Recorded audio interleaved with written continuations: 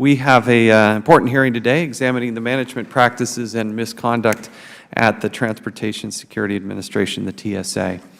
As we enter the summer travel, many Americans are headed to the airport. We get a lot of people come in from overseas who want to travel domestically, but got a lot of Americans who are taking their families or going on business, the whole array, everything you can think about it. And the numbers are pretty amazing how many people travel on a daily basis.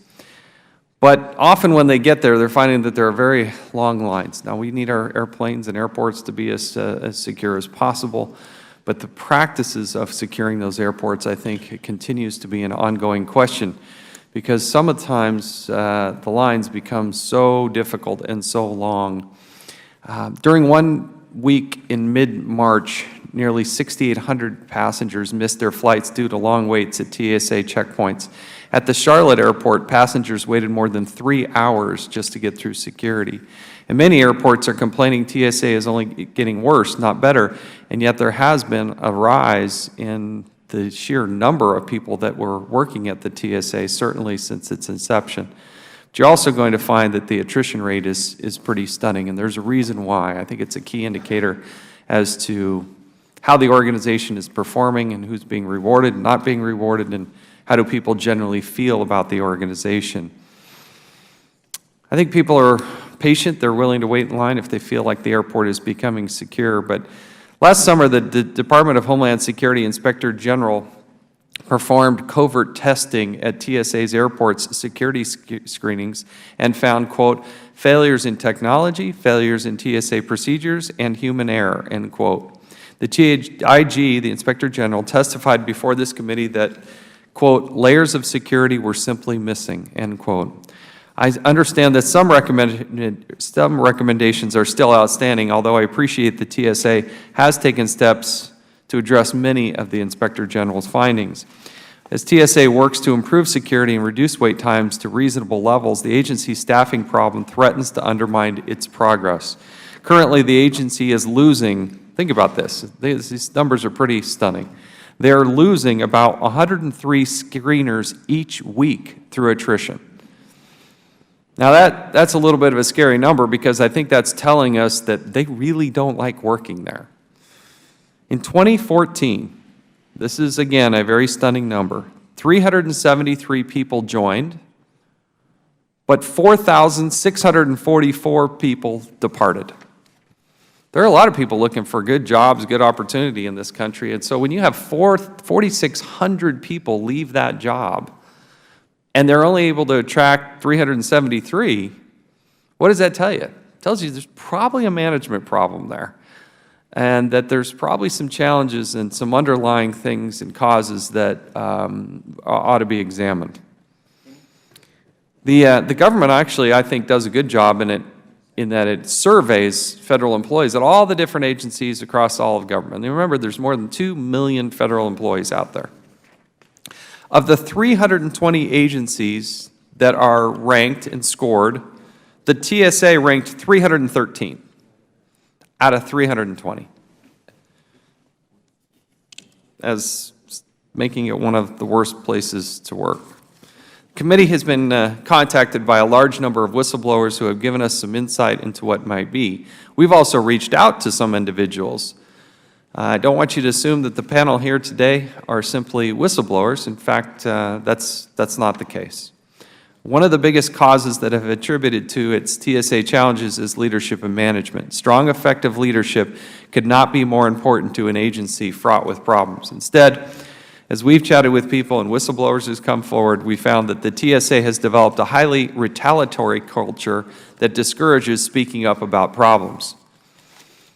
They've also raised concerns about leadership failing to punish high-level managers who commit misconduct. When hard-working rank-and-file men and women are severely punished, yet their managers get off easy, it creates a morale problem. And allowing such a culture to fester has a highly detrimental effect on the mission of the agency, keeping the airways safe. I don't care where you are in life or what you're doing, when you see somebody who's doing something bad and it's not fixed, it's demoralizing. And when you have maybe a group of people on the line doing one thing and something happens and they get treated differently than the management, it's very demoralizing. And I think that's clearly what we're seeing at the TSA. Today's hearing is intended to focus on the toll management challenges like this take on TSA employees. There's those tasked with protecting our transportation infrastructure. This brings us to our witnesses today who are here to discuss their own experiences with systematic management leadership challenges at the TSA. Their testimony before this committee, like all of their interactions with this committee, is protected. It is against the law to retaliate against individuals for engaging in protected activity. It doesn't matter if we reach out to them or they reach out to us, they are protected from retaliation. As communications to the press about waste, fraud, and abuse or mismanagement are also protected communications. These important disclosures are often an effective way to bring waste, fraud, and abuse or mismanagement to the attention of those who are in a position to remedy it. But sometimes it doesn't matter how many protections you have in place. Management and leadership in federal agencies find subtle ways to marginalize or demean those who do nothing more than speak the uncomfortable truth. I want to be clear that this committee will not stand for reprisal against individuals for cooperating with congressional investigations. It's especially true for today's witnesses. We appreciate their brave stature to come forward and at some risk, come and chat with us before Congress. But it is the way we're going to get to the truth. It is the way we're going to be able to protect the greater whole. And I think the gentlemen here today will provide valuable insight and hopefully can make the whole of government, the whole of the TSA in its vital mission, a better place to do it. So we thank these gentlemen for stepping forward and participating with us today. And with that, I will now recognize the ranking member, Mr. Cummings. Thank you very much, Mr. Chairman. Today we hear the testimony of 3 employees from the Transportation Security Administration who allege a series of abuses and improper practices within that agency. Whistleblowers are essential to identifying waste, fraud, and abuse, and they are critical to this committee's mission.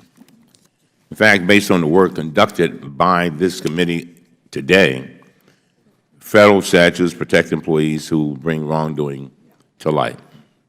I know the Chairman and I share a strong commitment to ensuring that federal employees who come before us are protected from retaliation and reprisal. Equally important, we as members of the committee also have an obligation to run these allegations to ground and determine if we can substantiate them. Of course, just as we want to protect whistleblowers from retaliation, I'm sure we all agree that we also want to protect federal employees from claims that are not substantiated. I thank all 3 of these men who have stepped forward today for their willingness to testify and for the information that they provided in their transcribed interviews with the committee staff. These individuals have raised troubling allegations of improper personnel practices within TSA. All 3 have filed complaints with the Office of Special Counsel through the Equal Employment Opportunity process or in federal court. Each allegation we've heard deserves a thorough and fair investigation. I think these 3 individuals deserve that too. Unfortunately, as we hold this hearing today, the committee has not yet had an opportunity to complete such an investigation. In some cases, we have not spoken with those who have firsthand knowledge of the allegations we have heard. We've also not yet heard from TSA regarding most of the allegations raised by these employees. I hope the committee will talk with all of the individuals involved and review all of the documents relevant to the issues we will discuss today. After all, that is fairness and that is thoroughness. Many of the allegations our witnesses today have raised were initiated under previous agency administrators. In some cases, the allegations were even resolved under previous administrators. It also appears that the current TSA administrator, Vice Admiral Peter Neffinger, has moved to address many of the practices that have been cited by the whistleblowers. One of today's witnesses, Jay Bernard, described this progress in his transcribed interview with the committee by saying, and I quote, "I think we've made tremendous progress with Mr. Neffinger." He added, and I quote, "Since Mr. Neffinger has come in, I've heard nothing in terms of misconduct," end of quote. Under Administrator Neffinger, TSA has issued new policies that clarify the membership and the role of the Executive Resources Council, curtail the abuse of awarding multiple achievement bonuses for the same activities, and ensure that directed reassignments are made only to support agency goals. Administrator Neffinger has also moved to address the airport security lapses identified by the Inspector General and by the agency's own testing teams that we examined in this committee's hearing on TSA last fall. He has ended the Managed Inclusion 2 program that permitted individuals who had not received background risk assessments to receive expedited screening, and he has placed agency focus squarely on resolving all alarms at screening checkpoints. As Administrator Neffinger testified before this committee last fall, he is, and I quote, "readjusting the measurements of success to focus on security rather than speed," end of quote.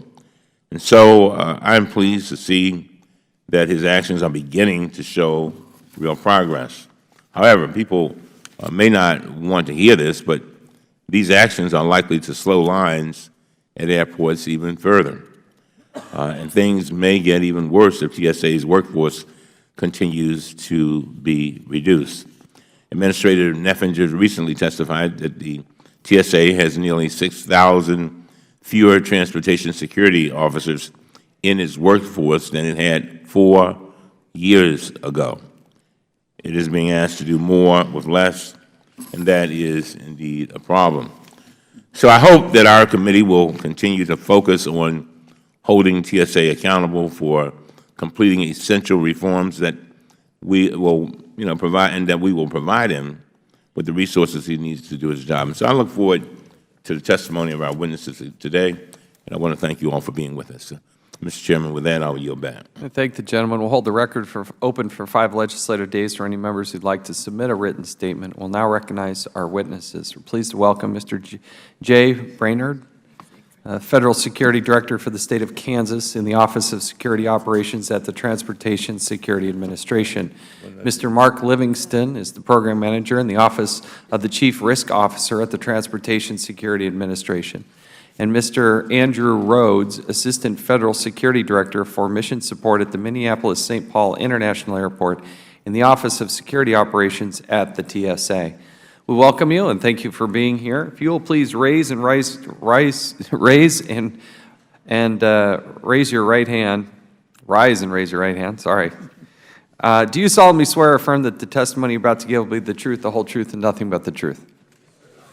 Thank you. You may be seated and let the record reflect that all witnesses answered in the affirmative. In order to allow time for discussion, we would appreciate if you limit your verbal comments to 5 minutes. Your entire written statement will be entered into the record. And we'll start with Mr. Brainerd. You're now recognized for 5 minutes. Make sure you bring that microphone nice up and close there. You can straighten it out, but I want to make sure we get you clearly on audio. Thank you, Mr. Brainerd. You're now recognized. Chairman Chaffetz, Ranking Member Cummings, and members of the committee, I'm pleased to appear at the request of this committee today to discuss issues surrounding the Transportation Security Administration. Our business is a serious business. The national strategy of the United States of America is clear. Defending our nation against all enemies, both foreign and domestic, is the first fundamental commitment of the federal government. When that commitment is in danger of being fulfilled, then it is incumbent upon those of us entrusted to ensure our national security to come forward, and if necessary, report to you, and to do so at whatever the cost may be.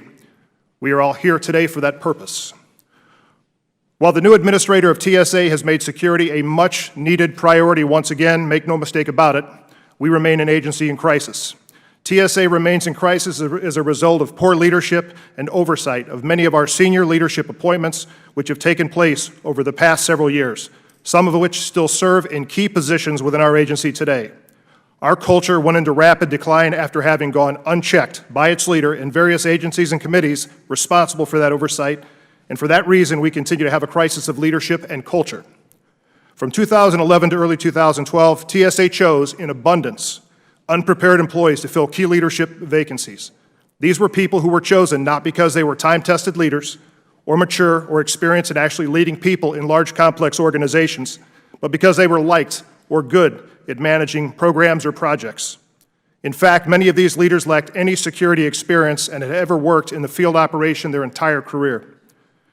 The continuous result of the Federal Employee Viewpoint Survey each federal agency's workforce responds to is graded by its own people, has declared repeatedly our agency has failed its employees year after year.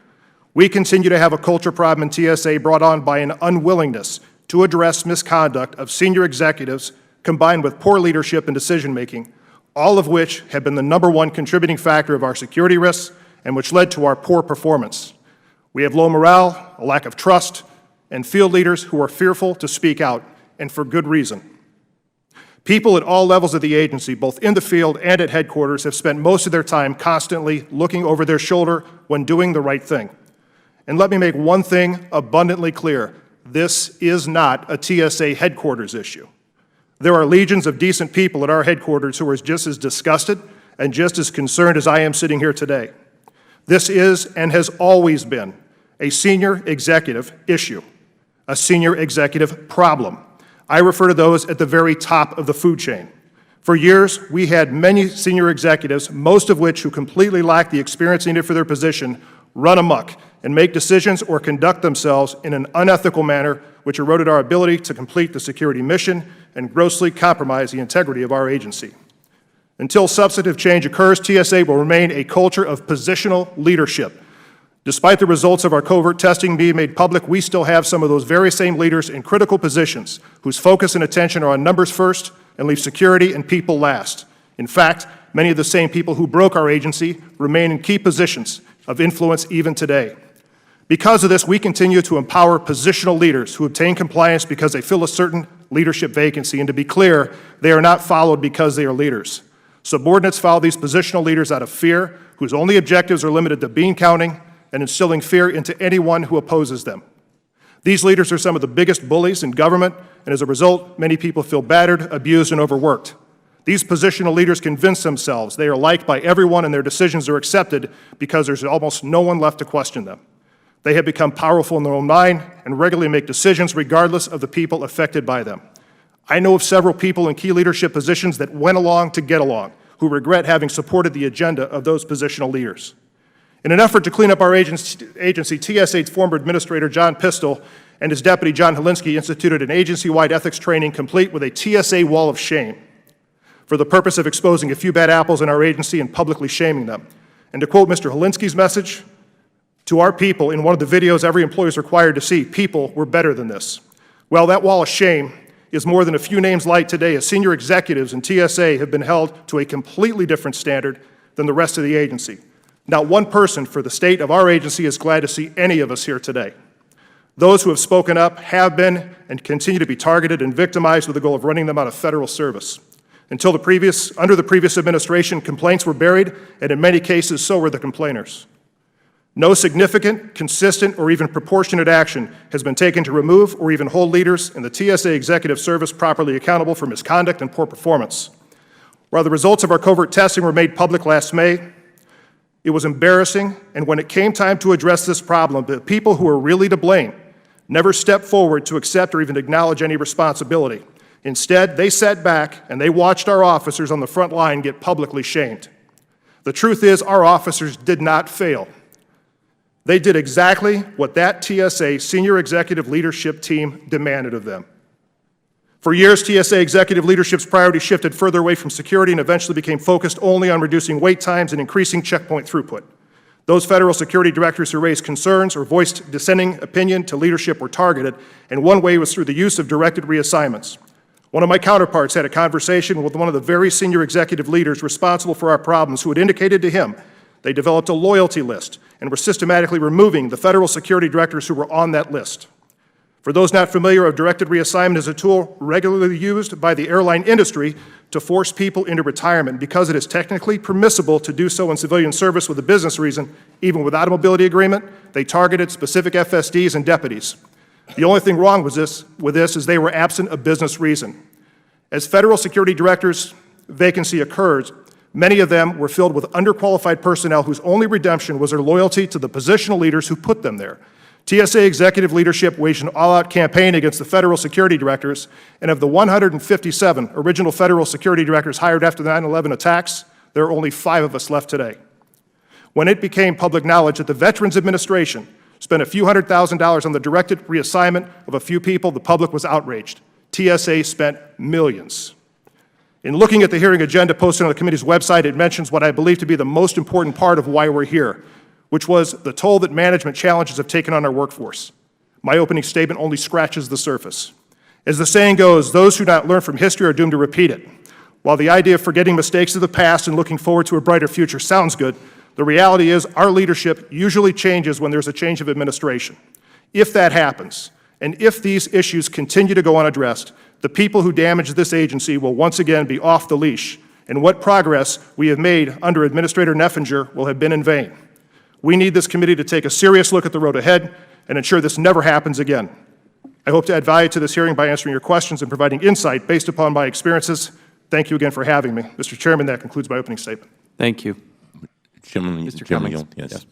I'm very pleased, Mr. Chairman, that Mr. Livingston is a resident of Columbia, Maryland. This is an area that is shared between my district and the district representing by my distinguished colleague, Congressman Sarbanes. Mr. Livingston is a constituent of Congressman Sarbanes, and Mr. Sarbanes has written a letter to the committee to express his support for Mr. Livingston and to urge, quote, that the committee thoroughly investigate Mr. Livingston's claims, end of quote.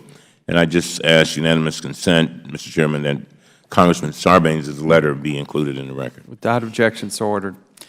Thank the gentleman. Mr. Livingston, you're now recognized for 5 minutes. Chairman Chaffetz, Ranking Member Cummins, and members of the committee, thank you for the opportunity to speak with you regarding the Transportation Security Administration and the reported issues of misconduct, whistleblower retaliation, security violations, and the lack of accountability pertaining to TSA senior executives and the potential impact on the mission. I'm here today to share with you what I've seen firsthand and as a member of the TSA senior leadership team and as a victim of these reprehensible practices after confronting and reporting misconduct by top leaders. I am here because I believe TSA has major management challenges which are imposing great risk of failure to performing its mission effectively and could have serious consequences for the U.S. national and economic security. It matters what leaders do, and it matters what they do not do. Noted educational leader scholars, Gunther and Whitaker, have stated the culture of any organization is shaped by the worst behavior the leader is willing to tolerate. In TSA, that worst is yet to be identified because the men and women of the agency keep seeing examples of that worst behavior being confronted by the media, not the Transportation Security Administration leadership, and there seems to be no bottom to this failed leadership abyss. I would like to first state by telling you that the vast majority of the frontline employees at TSA are professional and truly care about the important mission of the agency. Most come in every day and do a great job, but what you hear about is that 1% of failed leadership, and that's why I'm here today. For the record, I'm a career senior intelligence and security management executive, and for the past 36 years, I have served successfully in all my prior roles. I am a disabled Marine veteran, and for the one basic principle that has followed me through my entire adult life is that we do not lie, cheat, or steal, and we do not tolerate those that do. It's that simple. I'm not a novice when it comes to the important matters we will discuss here today. Beyond the almost 4 decades of leadership experience, I bring a scholarly practitioner viewpoint. My doctorate of management focuses on applied research and expanding leadership within the field of executive organizational management. My field of study has been on crisis leadership in organizational crises, the integration of organizational management issues with technological considerations in the global environment while considering the critical role of information technologies in all aspects of management practice has been a direct correlation to my executive leadership role at TSA. I am an expert in the areas of organizational integration, the application of critical thinking skills on how to develop the management high-performance teams, and how to analyze and evaluate organizations. I have held a top-secret clearance for the entire 36 years of my service. as an intelligence professional. This is an important note as I will be identifying security incidents and violations that have occurred at TSA and explain where TSA has failed to act properly. My career professional status is good. I am in good standing with my agency, and I'm not pinned in any administrative action or investigation. I'm here today by my own choice to inform you of those challenges. I relay this information so that the committee might better understand that the issues I raised at TSA were more than just mere misconduct. This is about the inability of TSA to focus on the mission due to the overwhelming EEO complaints and personnel issues brought on by failed leadership. The refusal to address or to hold senior leaders accountable is simply paralyzing this agency. The leadership imperative is missing at TSA. In your role as an oversight committee for TSA, you should be gravely alarmed and concerned with these issues because TSA employees are less likely to report operational security or threat-relevant issues out of fear of retaliation. No one who reports issue at TSA is safe. This prevents the necessary organizational agility to respond to evolving threats and enemies who are always adapting and to exploit any real potential or perceived opportunity to strike. This negates any operational improvement or process and prevents the agency from fulfilling its mandated mission of protecting the United States transportation system and protecting the economic well-being from threats. Retaliation by TSA senior leadership is used extensively and systematic as reported by the media and historically acknowledged by the GAO report 10-139, but that was provided to you in October of 2009. The exact same thing happened to me then and has happened to other SES leaders then. Senior organizational leaders use this retaliation as a means to silence those who would report violations, security concerns, or operational issues by forcing employees into early retirement or resignations. No employee will be willing to report these issues when simple fraud, waste, or abuse are reasons for leaders to retaliate against employees. Senior leaders appearing before Congress stated they will correct this behavior or fix TSA should be held to strict timelines or you continue to get platitudes and false narratives. I would bet that you've heard this in the last 6 months, yet you continue to hear these media reports. I would like to take this opportunity to thank my congressman and my Senator Cardin for the opportunity to represent me with TSA. This is democracy at its best. Thank you. Thank you. Mr. Rhodes, you're now recognized for 5 minutes. Chairman Chaffetz, Ranking Member Cummings, and members of the committee, thank you for the opportunity to speak to you regarding the TSA's use of punitive directed reassignments, senior leader misconduct, retaliation, and its impact on security. Directed reassignments have been punitively used by TSA senior leadership as a means to silence dissent, force early retirements, or resignations. Senior leader misconduct and retaliation help explain why the TSA underperforms. Recently, I was asked to profile Somali imams and community members visiting my office. I will not do this. I am not a tif-tif. Additionally, my supervisor accused me of, quote, going native after attending a meeting at a local mosque. Those in the community in Minneapolis know I would never betray their trust by profiling them. This unfortunate incident is not reflective of the entire U.S. government. TSA's problems are rooted in the areas of leadership and culture. Ours is a culture of misconduct, retaliation, lack of trust, cover-ups, and the refusal to hold its senior leaders accountable for poor judgment and malfeasance. Habitually, my agency bypasses merit principles in its allocations of awards and hiring. Simply put, we violate Jack Welch's principles of picking people. We elevate people in senior positions that do not have the experience, character, and ability to lead and manage a large, complex organization. The meteoric rise of unqualified individuals eventually corrects itself, but only after subordinates and other employees suffer the consequences of poor leadership. There's a chronic indifference towards investigating legitimate complaints. Moreover, my agency counsel employs non-disclosure agreements to keep people silent about misconduct and malfeasance, and the vicious cycle continues. While some of these issues may predate the current TSA administrator, I've been in direct communication with him and my agency chief counsel on all these issues, some dating back since February of 2015, and I've yet to receive a reply. Directed reassignments. I'm the only TSA employee whose directed reassignment has been accepted by the U.S. Office of Special Counsel. I was given a directed reassignment based on the mistaken belief I was leaking information to the media in Minneapolis and my professional and personal relationship with the former Minneapolis-St. Paul Federal Security Director Area Director, Chief Operating Officer, and TSA Acting Administrator Ken Kasprzyzyn.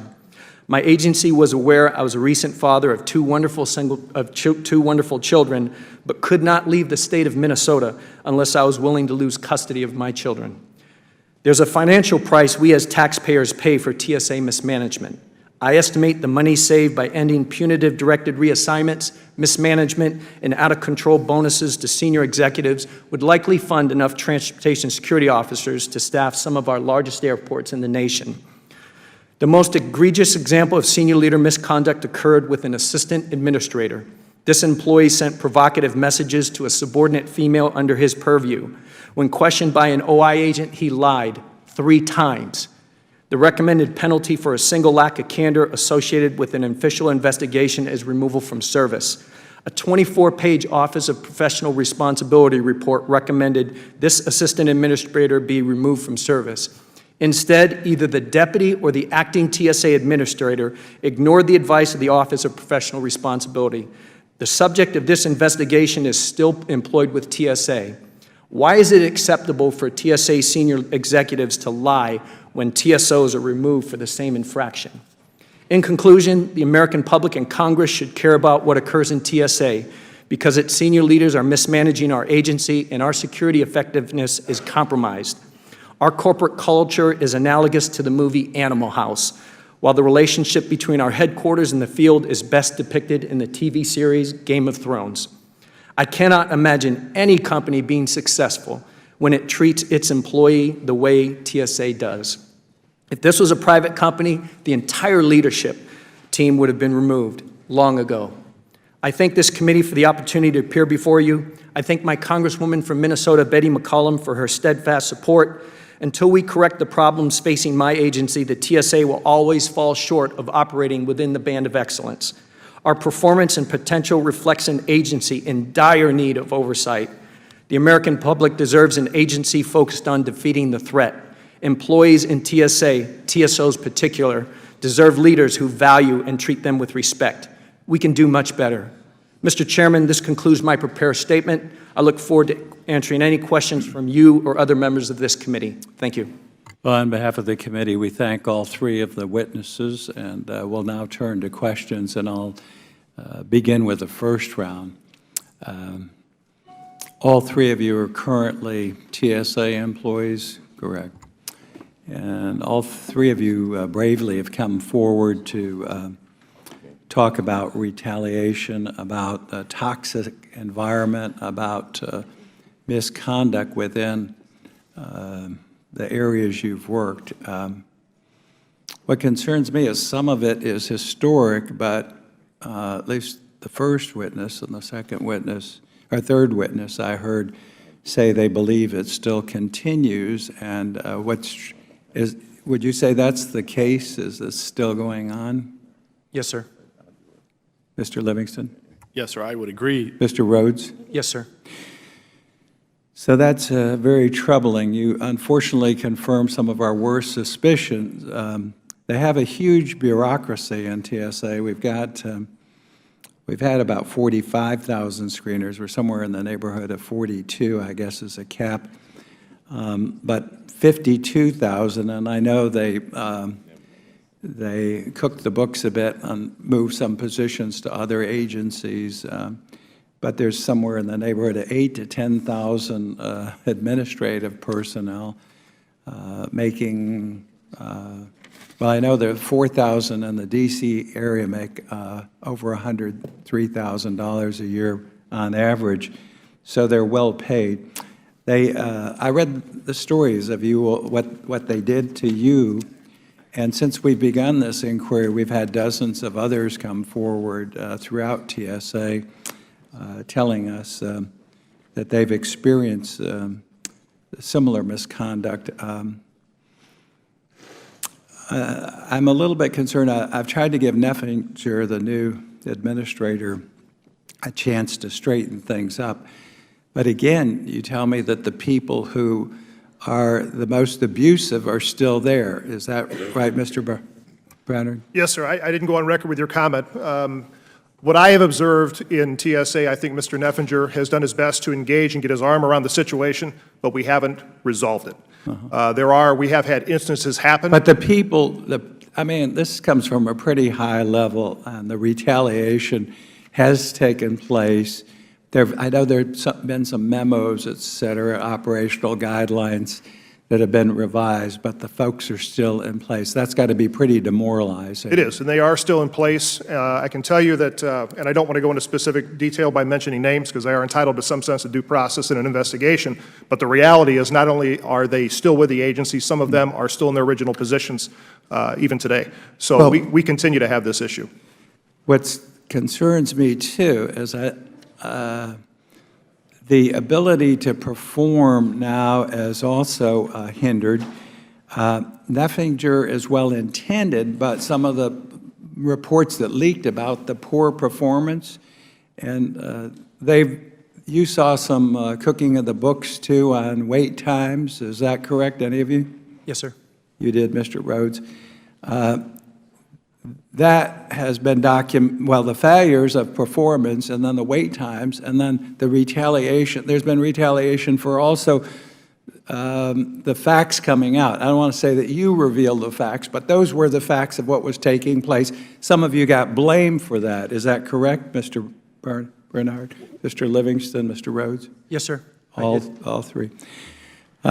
I'm very concerned about what's taken place. Again, Neffinger is well-intended. He's trying to correct the situation with more training, et cetera.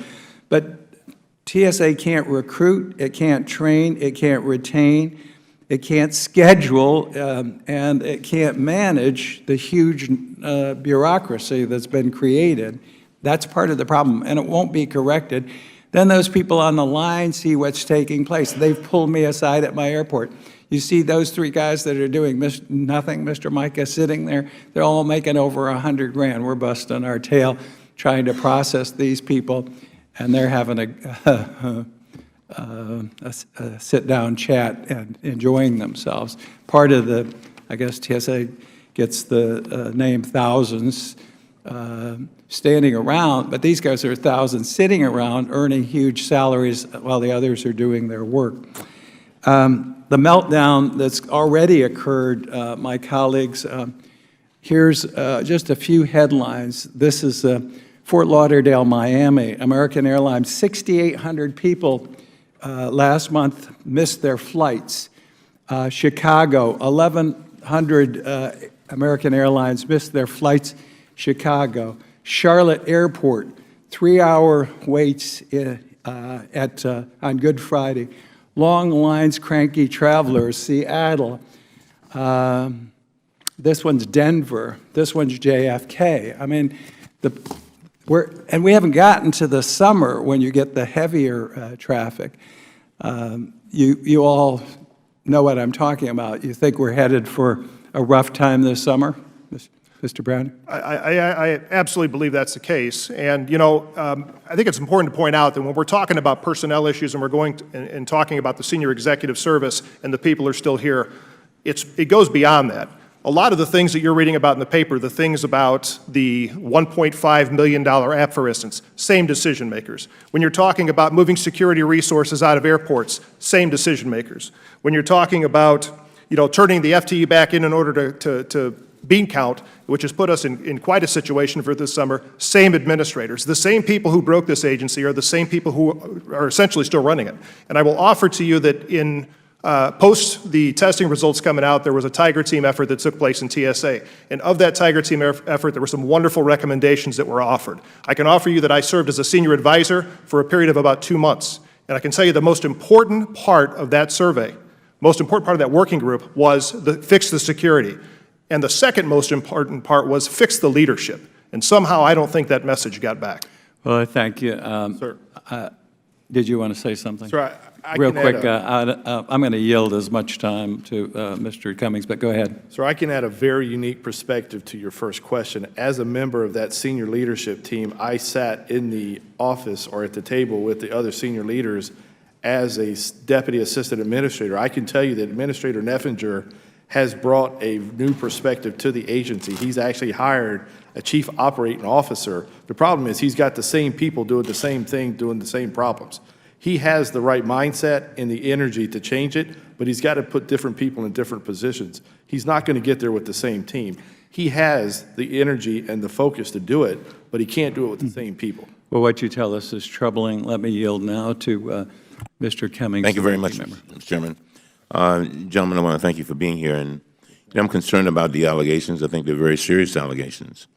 And we definitely need to have a thorough inquiry so we can hear all sides. I think you would agree with that. Yes, sir. Yes, sir.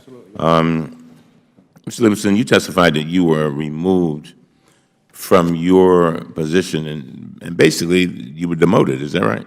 2 grades, that's correct, sir. So 2 grades, that meant you lost some pay. I did, yes, sir. But how much did you lose? I think it's about $10,000 a year, plus bonuses and other stuff, sir. Wow. And you said that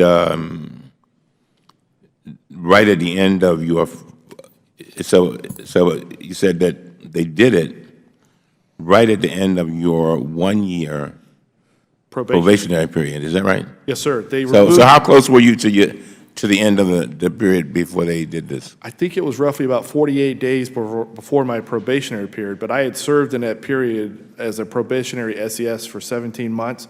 But because the Secretary of Homeland Security, Secretary Napolitano, had announced her retirement, they had frozen all ECQs being certified as they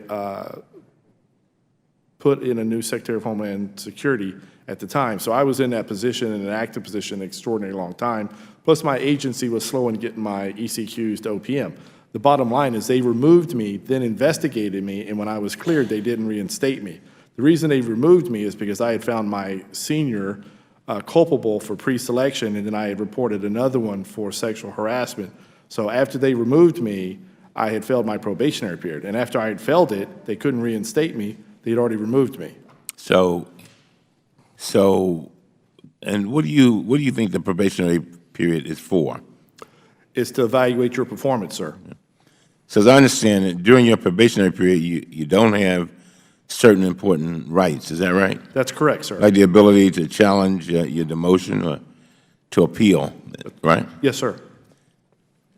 So they basically demoted you, and they can demote you if they want you, and you don't have any adequate protections, and there's no due process during that period. Is that right? That's correct, sir.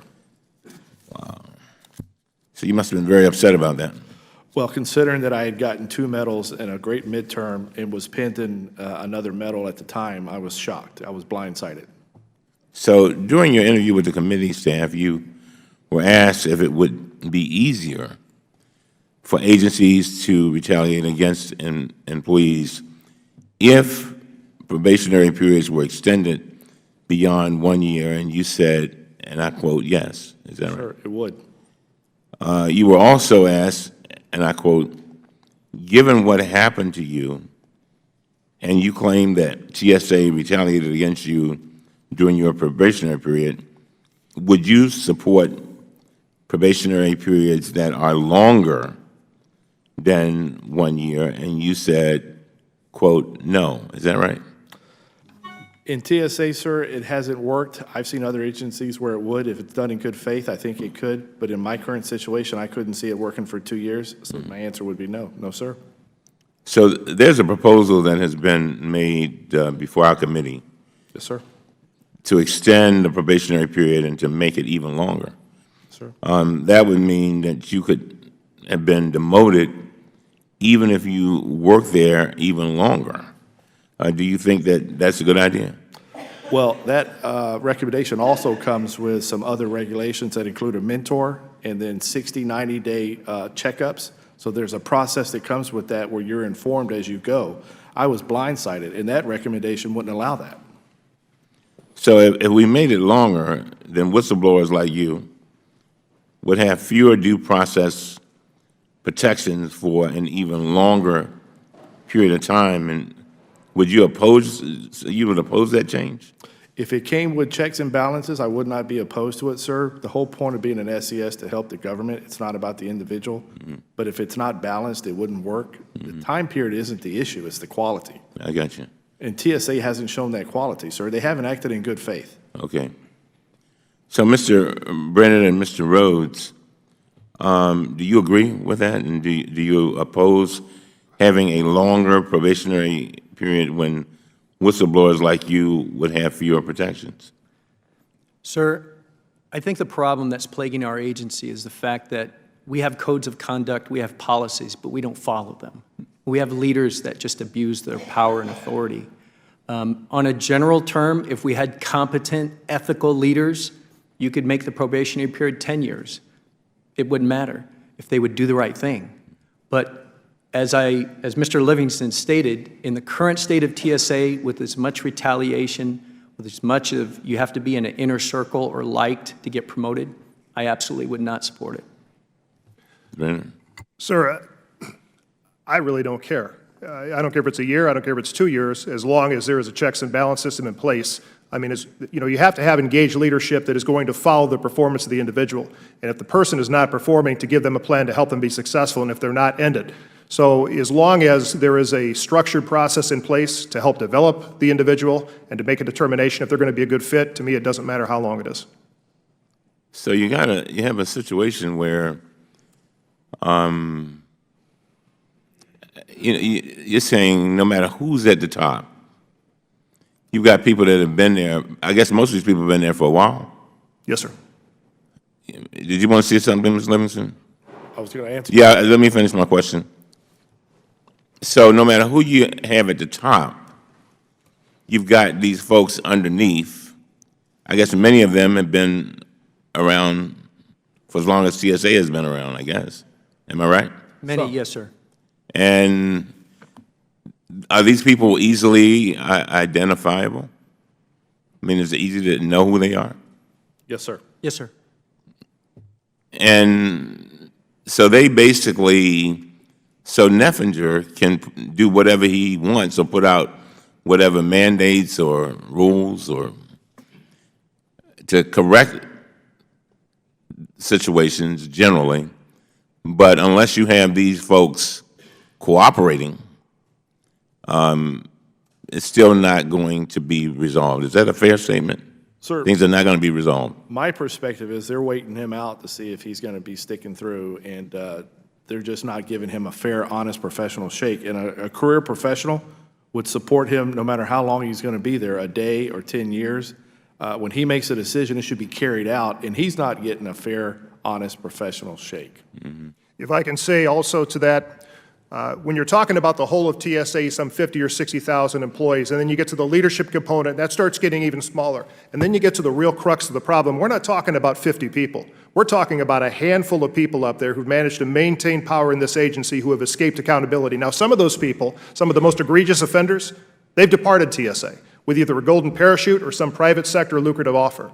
But we're only talking about a handful of people. There are a number of people within the executive service within TSA that are outstanding at what they do. Just as there are a number of people at the front line with our officers that are outstanding at what they do. We're talking about a very small number of people, for whatever reason I cannot explain, have managed to hold on to power, and they're the worst people abusers in the agency, and they're still there, and there's nothing being done about that. And I don't know to what extent our current administrator is being empowered to do his job.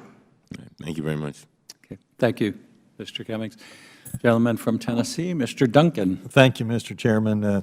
Dr. Livingston, I have an article which talks about the $336,000 TSA paid to IBM for producing an app.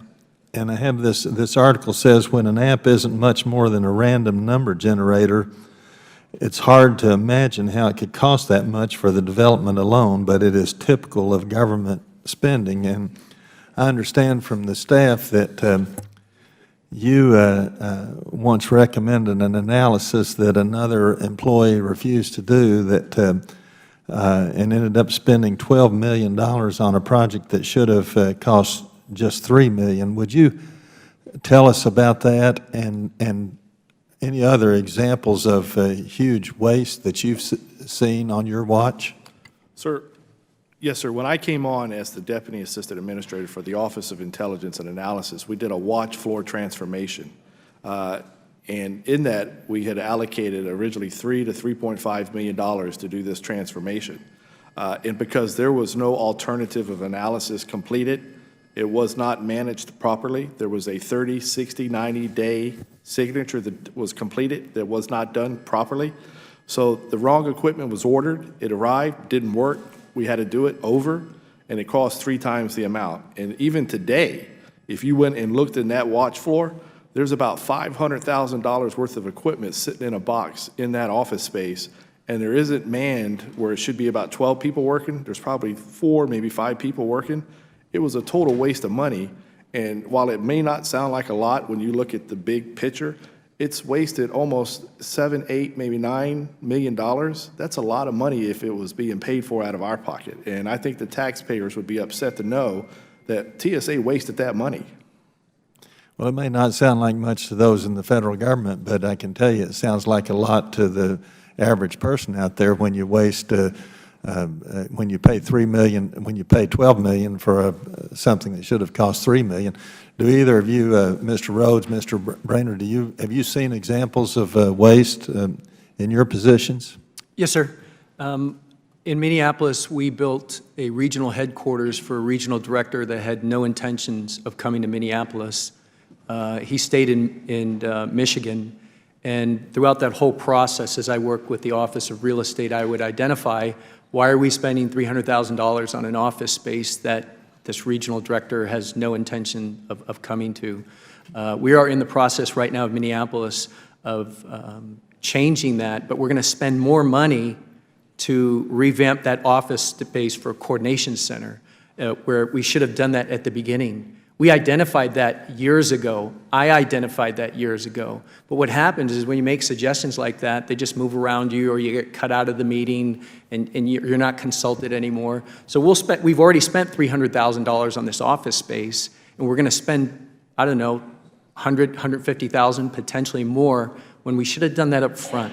And it's gross mismanagement. Well, the easiest thing in the world is to spend other people's money. Mr. Brainerd? Sir, I'd like to comment on the app that you just mentioned, and I got to tell you, that's one of the strongest indicators of the mentality that we have, not only of the feeling that they're bankrolled to pretty much do whatever they want, no matter how silly it seems. But when this story came out about the app, you find out that the app's no better than chance. And I put together this Ouija board. It's got expedited screening on it, and standard screening here at the bottom, which would have been just as effective as that app, and it would have cost a lot less. You could have the same type of outcome with a quarter, flipping a quarter at the checkpoint. And Well, I understand that there have been other software developers who just for fun have created this, a similar app at Sure. almost no cost, and to pay $336,000 to IBM was a total ripoff, it seems to me. yes, sir, I also do app development as well, and I can tell you it does not take a lot of thought to do what they did. And- Yes, Mr. Livingston, Dr. Livingston? Sir, I wanted to make a comment for the record. I pointed out that fraud, waste, and abuse, and I was told to let it go. And I also made a point of saying that this was a lot of money and it was wasteful, and nobody took any action. All right. Well, let me mention one other thing since my time's running out. Mr. Rhodes, I understand that you think that the wait times at the Minneapolis airport have been falsified. Is that correct? And have you heard about that happening at other locations too? I cannot comment specifically on other locations. I can comment at Minneapolis. In 2013, we received what's called a Federal Security Director Office of Inspection, basically a health check. And on page 18 of 40, which I provided to this committee, a supervisor at the checkpoints had identified that he or she, it doesn't give his or her gender, had expressed some frustrations that the wait times that they submit up forward was being changed by management. I can tell you at the Minneapolis-St. Paul Airport, the airport police has at times begun to tabulate wait times. So think of that for a second.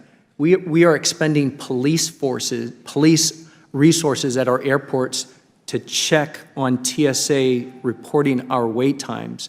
And as recently as last month, the airport is investing in some sort of automated wait time calculations. That would indicate, sir, that they don't trust the numbers that we're purporting. All right, thank you very much.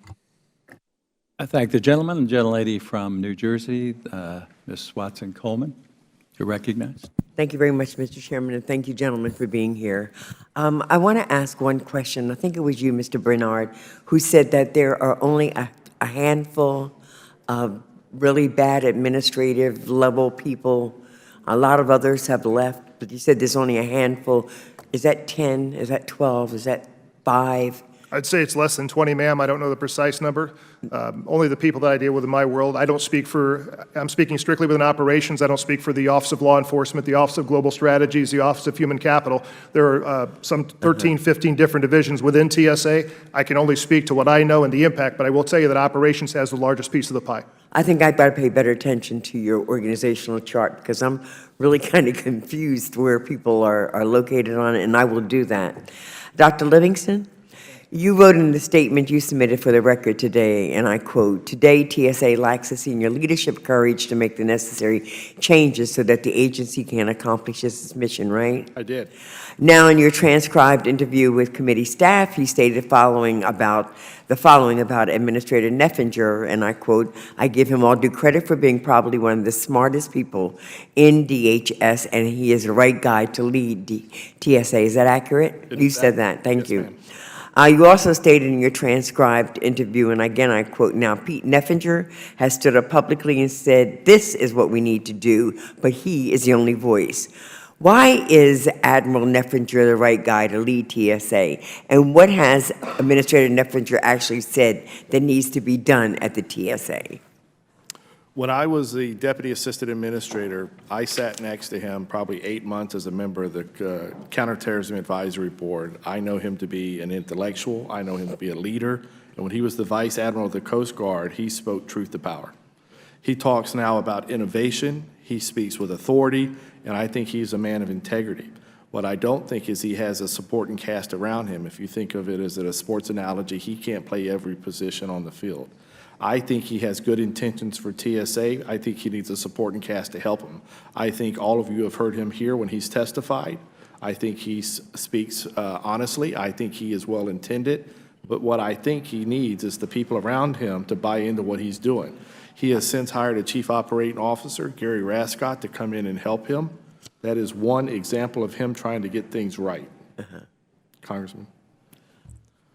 You also stated in your transcribed interview, again, I quote, "Here's the thing, the workforce is waiting out Mr. Neffinger because they think the elections are coming."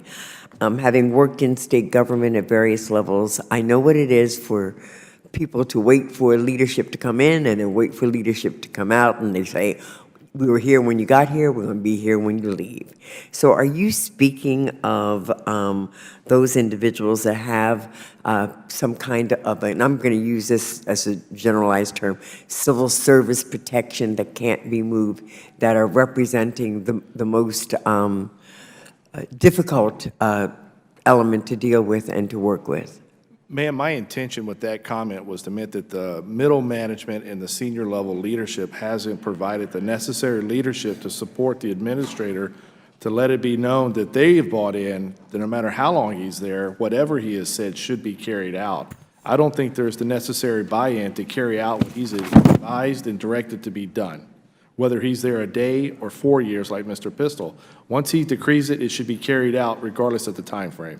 That was my intent. Do you think you could share with me some of the things you think need to be institutionalized under Mr. Neffinger's leadership that would help this agency as it may transition into new leadership under a new administration? Yes, ma'am, I do. I think he's come out very specifically, and when he has his weekly staff meetings, he says he's interested in 5 things. He wants to know about how well we're doing in the airports with the pre-check. He wants to know about the acquisitions. He wants to know how we're doing with our budget. He wants to know how we're doing with the morale. He's very clear where he's going. He's very specific, and I can provide you that information very clearly. Okay, I appreciate that. Thank you very much. I yield back my time. Thank the gentlelady. Thank you, sir. Gentleman from North Carolina, Mr. Meadows. Thank you, Mr. Chairman. Thank each of you for your testimony here today, for your willingness on behalf of the American people to speak up. We know that it does not come without risk. And I, for one, am committed to making sure that all of our federal employees are treated fairly. And certainly when we see retaliation, it is troubling. Dr. Livingston, when I hear some of your testimony, I always watch the audience and I see people nodding their head yes or shaking their head that they can't believe these kind of things are happening. So let me just make sure that I'm clear. During your probationary period, were there areas where you were able to appeal to other like the special counsel? Did you appeal some of the decisions to those, or could you have appealed to those? Sir, the rules from OPM is it's a one-year probationary. They have any right to terminate you for any reason, and under the current guidelines, there's no recourse. The problem is I was never told one time, either in writing or verbal, to adjust. What I do have is a record of 96 emails saying great job. What I do have is a midterm saying great job. There was no indication there was ever a problem. I was told on a Monday, great job over the weekend working for some work for the White House. Right. I was told Tuesday that you're being nominated for an award, and I was told Thursday you're done. So now you do have a claim currently with OSC, is that correct? Yes, sir, I have a petition with OSC, yes. How about from an EEO standpoint? Do you have?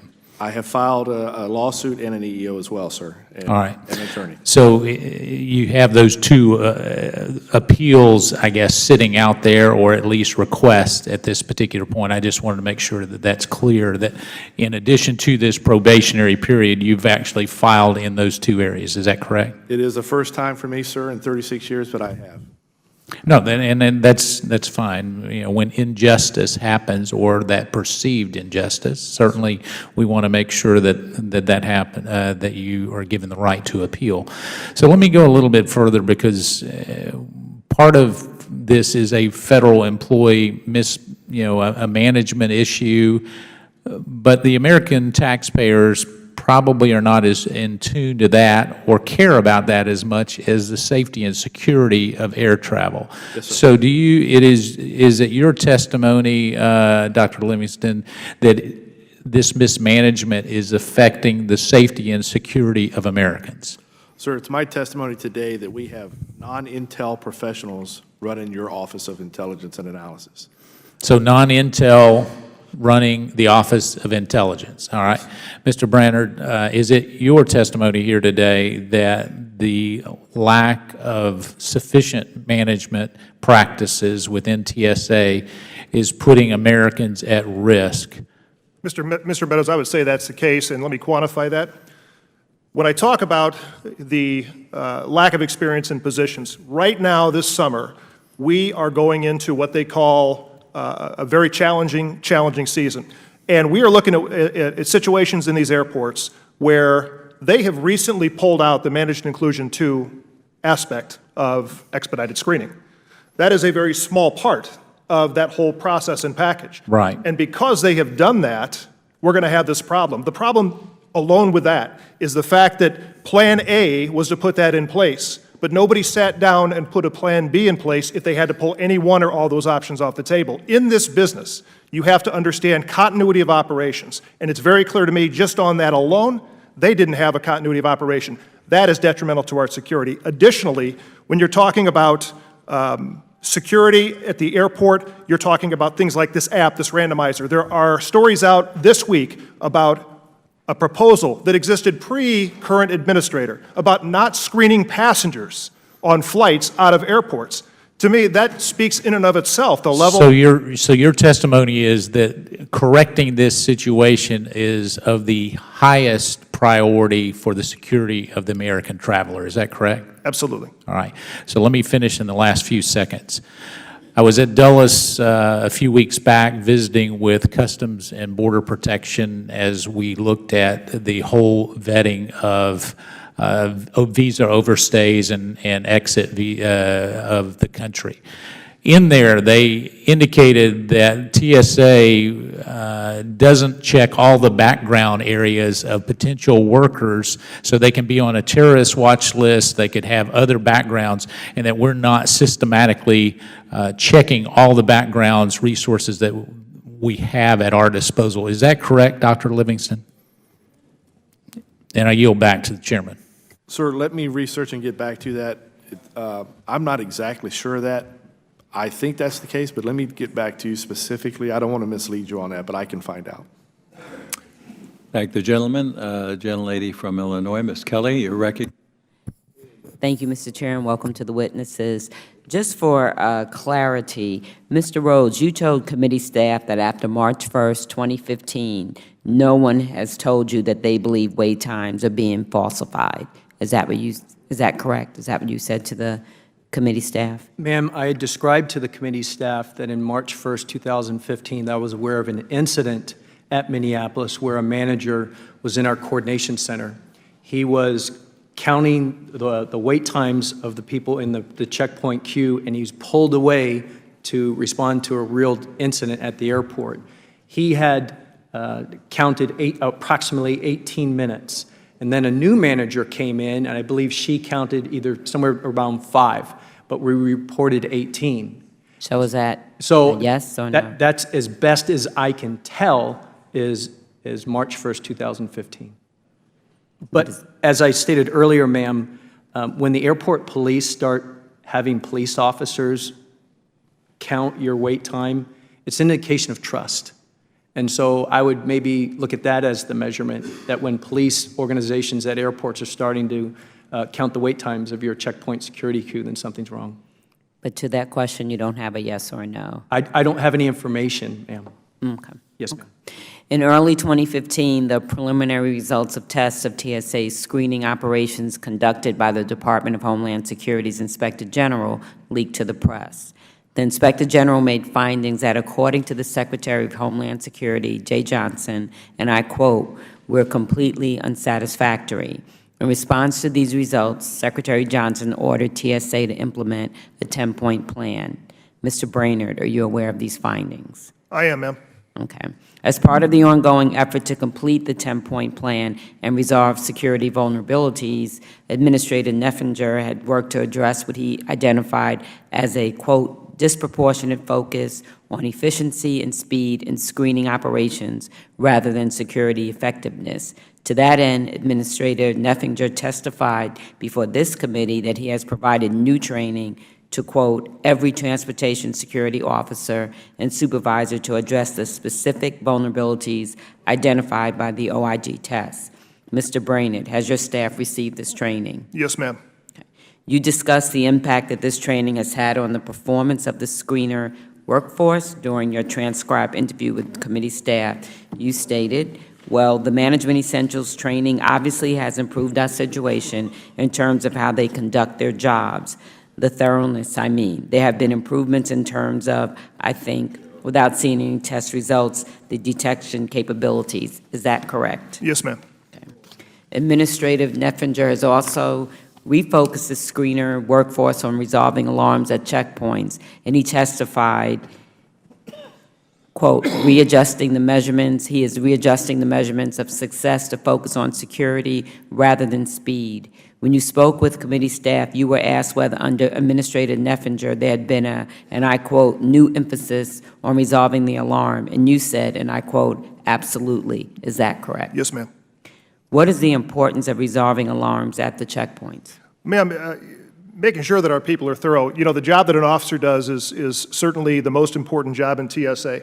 And one of the hazards of that job is when you're constantly dealing with people all day and the routines are the same, it's very easy to get lax in procedures. And so part and parcel with that training, and I use that word culture, and I really mean that, is to improve our culture, to make sure that people understand the importance of resolving the alarm versus just clearing the passengers, letting them go. Also, part of that was to explain the limitations of the equipment that we had.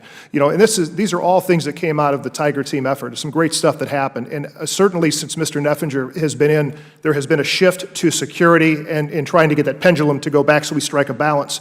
But I'll offer to you this. the things we talk about, a lot of things we talk about happened prior to his administration. Those testing results, those aren't new. They may have been released, but the previous administration knows what our performance was, and they still implemented a number of different programs and processes, which in my opinion did not help our security situation. I've talked with the committee staff members about some other security concerns which have happened. All those things took place when they knew what the testing results were. As a federal security director, I see the testing results within my AOR. I see everything currently today within the state of Kansas. What I didn't see prior to that was everybody else's, but that leadership team did. I just want to throw in one more question. What is the nature and impact of TSA's staffing shortages? Say that again, ma'am. What is the nature and impact of TSA's staffing shortages and amount of time after you answer? That's a very good question, and I could sit here probably for the next 20 minutes and talk about it. The chairman won't let you do that. I know that he won't let me do that. So let me just say the most important aspect of this. You know, when we are not properly staffed, it causes our people to be under a lot more stress.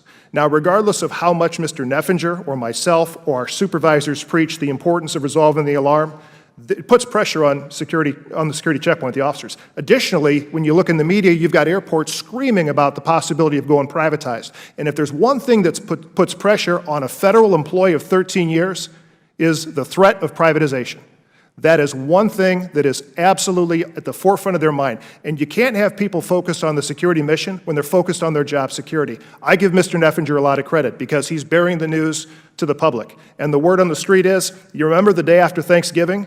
That's going to be every day this summer. And so it's important for us to make sure that we reassure our officers that regardless of the fact that somebody's going to have to wait a few extra minutes, we still have their back. And we have an administrator who fully supports that. And that is part of the culture that he has established with TSA. That's a very difficult job. It's certainly not the most popular job, and we certainly appreciate it.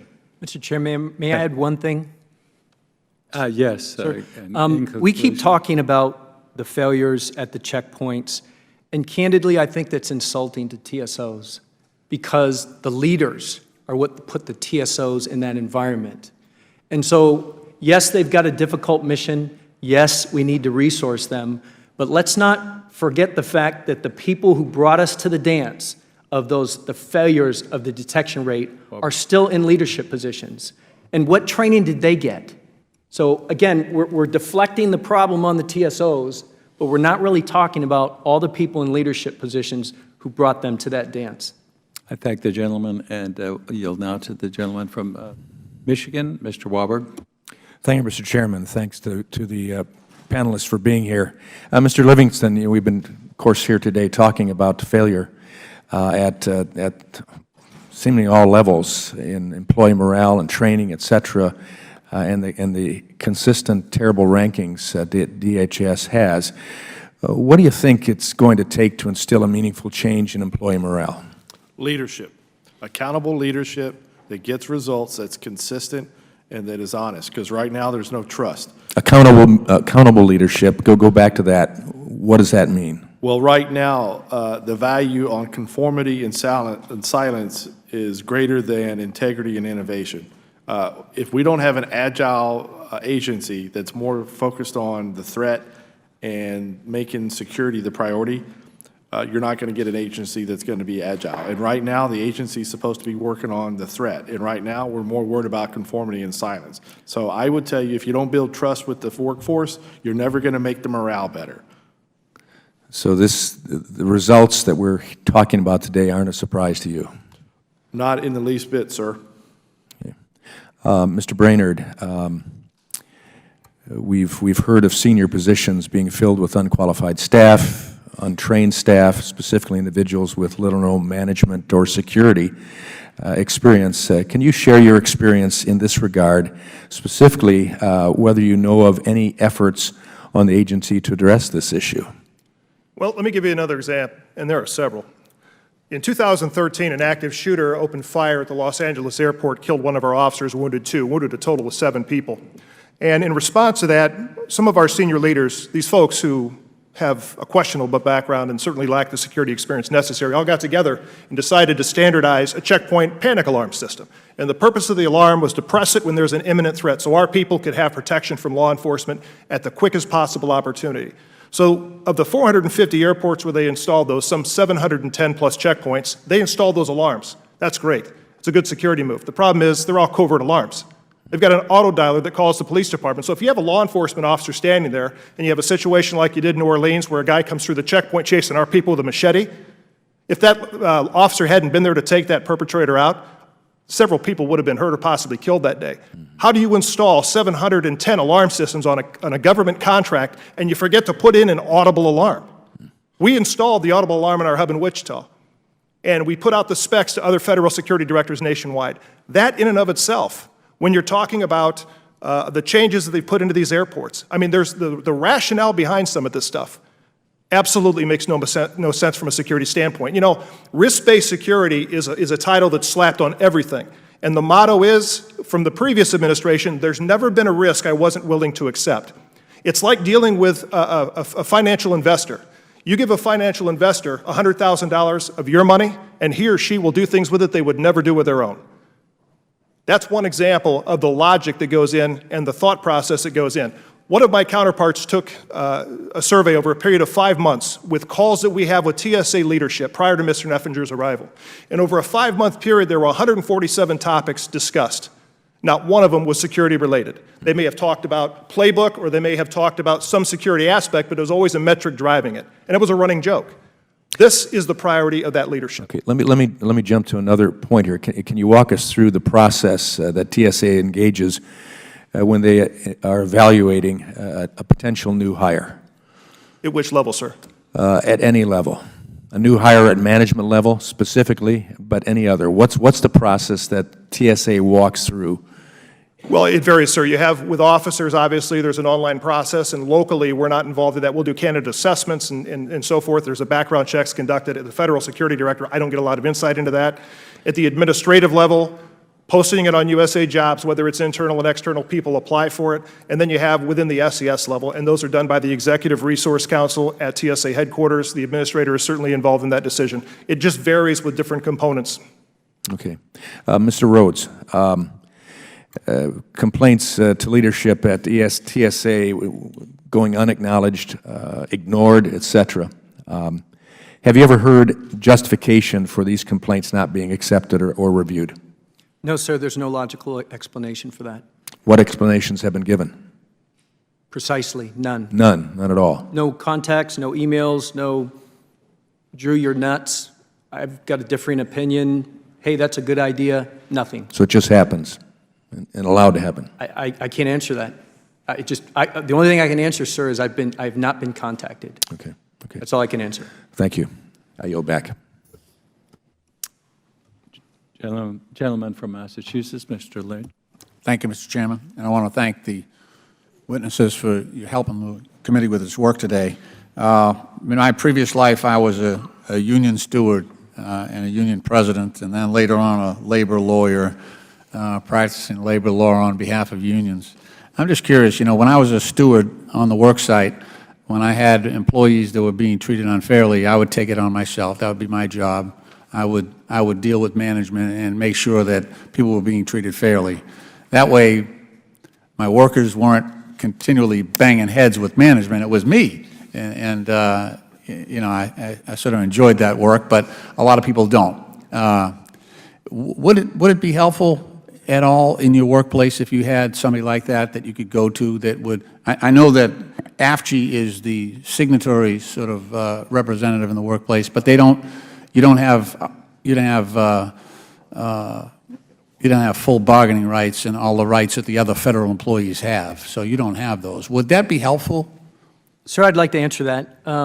I'd like to first answer this by saying my AFG president from Minnesota is here in attendance in support of this testimony. Great. And I think the fact that she is here supporting me, talking about mismanagement in my agency is a powerful signal, hopefully, to my agency. I'll start off by saying this. My AFG president in Minneapolis and I sat in my office.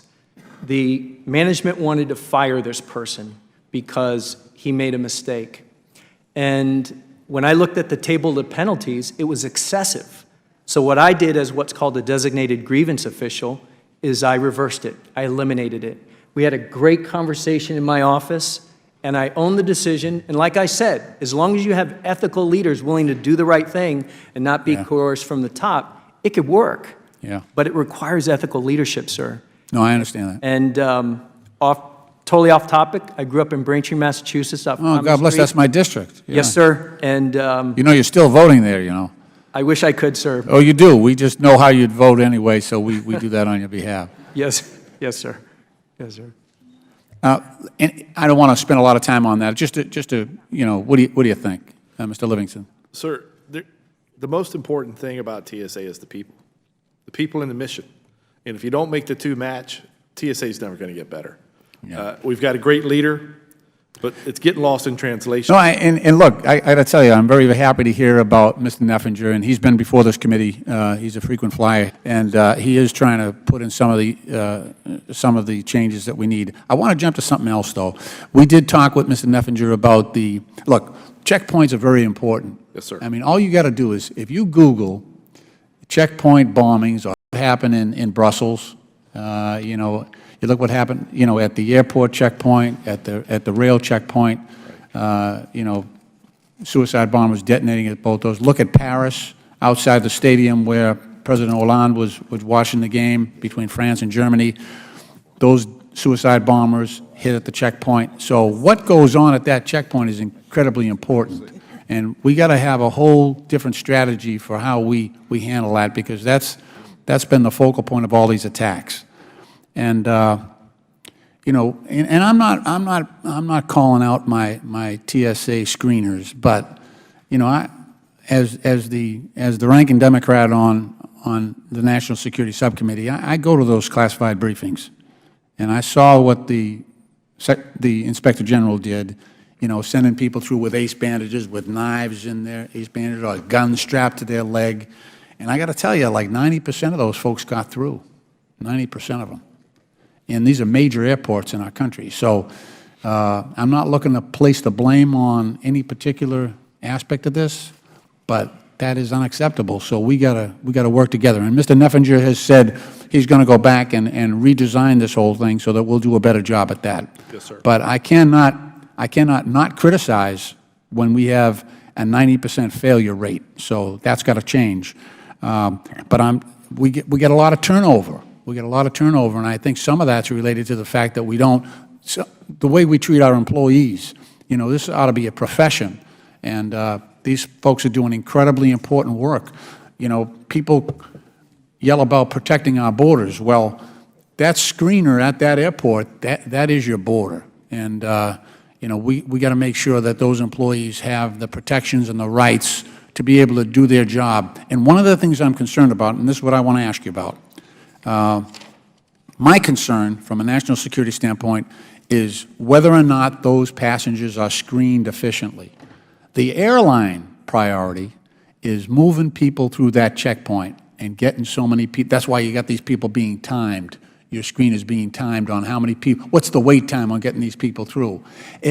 Anybody who travels, and we all travel regularly, you gotta get there a little earlier. You gotta adjust your schedule so, you know, in case you do have, you know, an alert or something like that at the airport, and we want our screeners to do a damn good job. So the priority has to be safety and security and what's going on at that checkpoint. It can't be the airline needs to move product, needs to move people through that. So what do you think is winning out today between those two priorities, effective screening or moving passengers? What's the priority that's prevailing today in our nation's airports?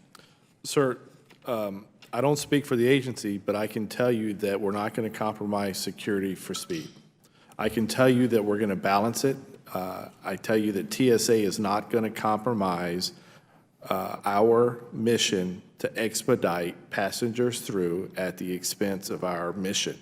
What we're going to do is we're going to get better. We're going to keep pushing pre-check. We're going to keep pushing a better process, and we're going to get more people, and we're going to get better at this. Mr. Neffinger has made it a priority. There's a day that doesn't go by at TSA where this isn't a priority. I can tell you that every single senior leader that he talks to at TSA, this is a topic of discussion. Okay, I don't want you to think that it's not a priority, okay, but I got to go back to the original point I made earlier. He needs the right team to do it. sure, sure. Sir, if I can, as a federal security director, I work in a field operation, and I'm responsible for everything in the state of Kansas. Speaking for Kansas, I was at Maine last year, Iowa for 10 years before that, Indiana before that. And I can tell you there's a stereotype with the airlines that all they care about is customer service and throughput. That's not necessarily accurate. Okay, There are a number of airlines who partner with TSA successfully every day. There are a number of airports who partner successfully with TSA every day. The issue is that we are the only entity within the DHS that deals with three constants: departures, arrivals, connections. And when we're not doing our job as efficiently or as effectively as we can, they have a right to be upset about that, and we need to find a solution. The problem that we have right now is that the previous leadership team oversaw TSA put in a plan A without a plan B. Yeah. If we had the plan B, we would not be here right now, and that's reflective upon that leadership. And I don't think there's a day that Mr. Neffinger doesn't come to work and just, he didn't get full disclosure when he took the appointment probably, and God bless him for being here. But he's out trying to cheerlead this. But that's why we're at where we're at, and it's the lack of experience within leadership that got us there. We did not have a plan B when we put in plan A. okay. Mr. Chairman, I want to thank you for your indulgence. I appreciate that. Thank you. Let me turn to a gentleman from Alabama, Mr. Palmer. Thank you, Mr. Chairman. Mr. Rhodes, I believe you used to work alongside former acting head Ken Kasprzyzyn, sir. Kasprzyzyn, thank you very much, at Minneapolis, St. Paul. Mr. Kasprzyzyn has stated before that thousands of airport workers who are only subject to random checks are the single greatest threat to aviation security. Now TSA employees are regularly rooted out for being caught rummaging through baggage or for inappropriate behavior, which obviously it's good that we're catching them. But my concern is by the repeated reports that there are only 3 U.S. airports that currently require employee security checks: Atlanta, Miami, and Orlando. And in Atlanta, they had a major gun running operation busted in 2014. And additionally, we have reports that there are some 73 employees at about 40 airports who potentially have terrorist ties. At some point, is the TSA causing more insecurity than it solves? I mean, frankly, as a very frequent traveler, it gives me some concern that the screening process may identify potential terrorists, yet they continue to work there. So let me try to answer that question, sir. I believe if the TSA was mandated to screen every employee at airports, it candidly would require much more resources. I'm unqualified to professionally comment on how much those resources will require, but what I can say is at the Minneapolis-St. Paul Airport, there are, I believe, over 10,000 people that work at that airport. Now, obviously, some of them come during various times of the day and in various shifts, and certainly the insider threat has received a new focus based upon world events. What I will say is we are resourced in FTE based upon our mission, our baggage and passenger screening. Again, I'm unqualified to comment whether we should also receive resources in that, but I can say that's not our specific focus. Let me put it this way. Obviously, we're talking about just some basic screening, right? Yes, sir. Okay. Every staff member that works here goes through screening to get into an office here. And in terms of, being able to do their job, if you know you have to go through a screening process, you show up early. Yes, is that unreasonable? No, that's not unreasonable, sir. I think what our administrator has done, rightfully so, his focus is reducing some of those access points at those airports. And if you're aware of what's called SIDA badges and various access points, those are available to some employees. However, again, I don't have any data to suggest or talk intelligently with respects to how many access points. I can say at Minneapolis, the number of access points have been reduced, and we continue to reduce them. Well, just think about it for a moment, that if we know the TSA thinks there's 73 potential employees potentially with terrorist ties, that's who they've identified, that there might be potentially others, and that we're not screening them, it doesn't give you a high comfort level. I don't disagree with you, sir. Mr. Brainerd, I'd like to follow up on Mr. Duncan's questions regarding wasteful spending, in which you all described expenditures such as $330,000 spent on an absentee regional director in Minneapolis-St. Paul, a $12 million project that was over budget by 3 times its original amount. And I could almost ask for a hearing just on project overruns. $336,000 on an app that you, Mr. Brainerd, described as being as effective as an Ouija board and accomplishing its task. I'm sure the more we continue to hear from other employees at different airports, we're going to continue to hear similar stories to that effect. You might be aware that last April, the TSA Aviation Security Advisory Committee released a report concluding that they could not afford full employee screening and that it would not reduce the risk of overall public safety despite numerous voices from inside the TSA speaking out to warn of insider threats. Do you believe this illustrates where their priorities lie when you look at this other spending? Thank you for the question, sir. Thank you for the question, sir. When it comes to spending, another example to give you where they could have put the money into toward making something like that happen.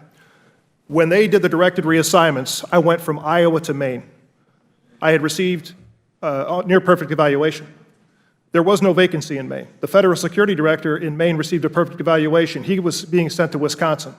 Between the two of us, you're talking in excess of $250,000 just for the move that was earmarked for those 2 federal security directors. The FSD in Jacksonville got sent to Iowa. I was there. There was no vacancy. There was no reason to send it. All of these federal security directors were performing in excess of standards. No federal security director had more experience. The main operation, which was a wonderful operation, was smaller and less complex than what I had. The FSD in Wisconsin to Arkansas, the FSD in North Carolina to Los Angeles, his spouse from Los Angeles to Washington, the FSD in West Virginia to San Diego. There was no reason for these moves.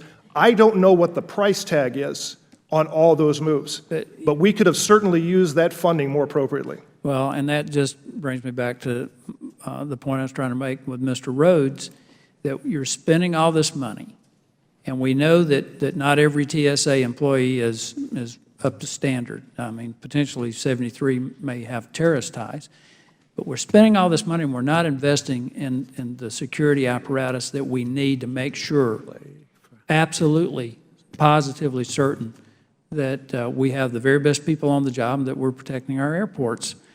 I saw you shaking your head, Dr. Livingston. I presume you may have a comment. Sir, in full disclosure, just like my partner here to my left, we're from the same area as well. I'm from Prattville. I know you're from Clanton, so. Well, actually, I'm from Hackleburg, Alabama, and I live in Hoover. And by the way, today is the 5-year anniversary of the tornadoes that went through Alabama with such devastating impact. Wow, okay. Thank the gentleman.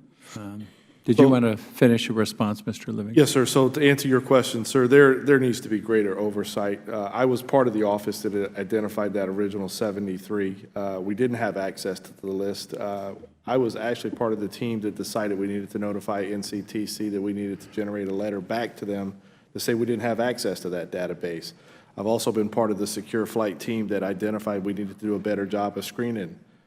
So there is an opportunity there to do better screening, and there's also a better opportunity for TSA to do better monetary discipline. I identified the $10 million excess spent on a watch floor. So yes, sir, there is an opportunity to be more prudent with the taxpayers' money. Anytime you see an example of waste, fraud, and abuse, we've got to do better. Yes, sir. I thank the chairman. I yield back. Thank the gentleman. Gentleman from Missouri, Mr. Clay.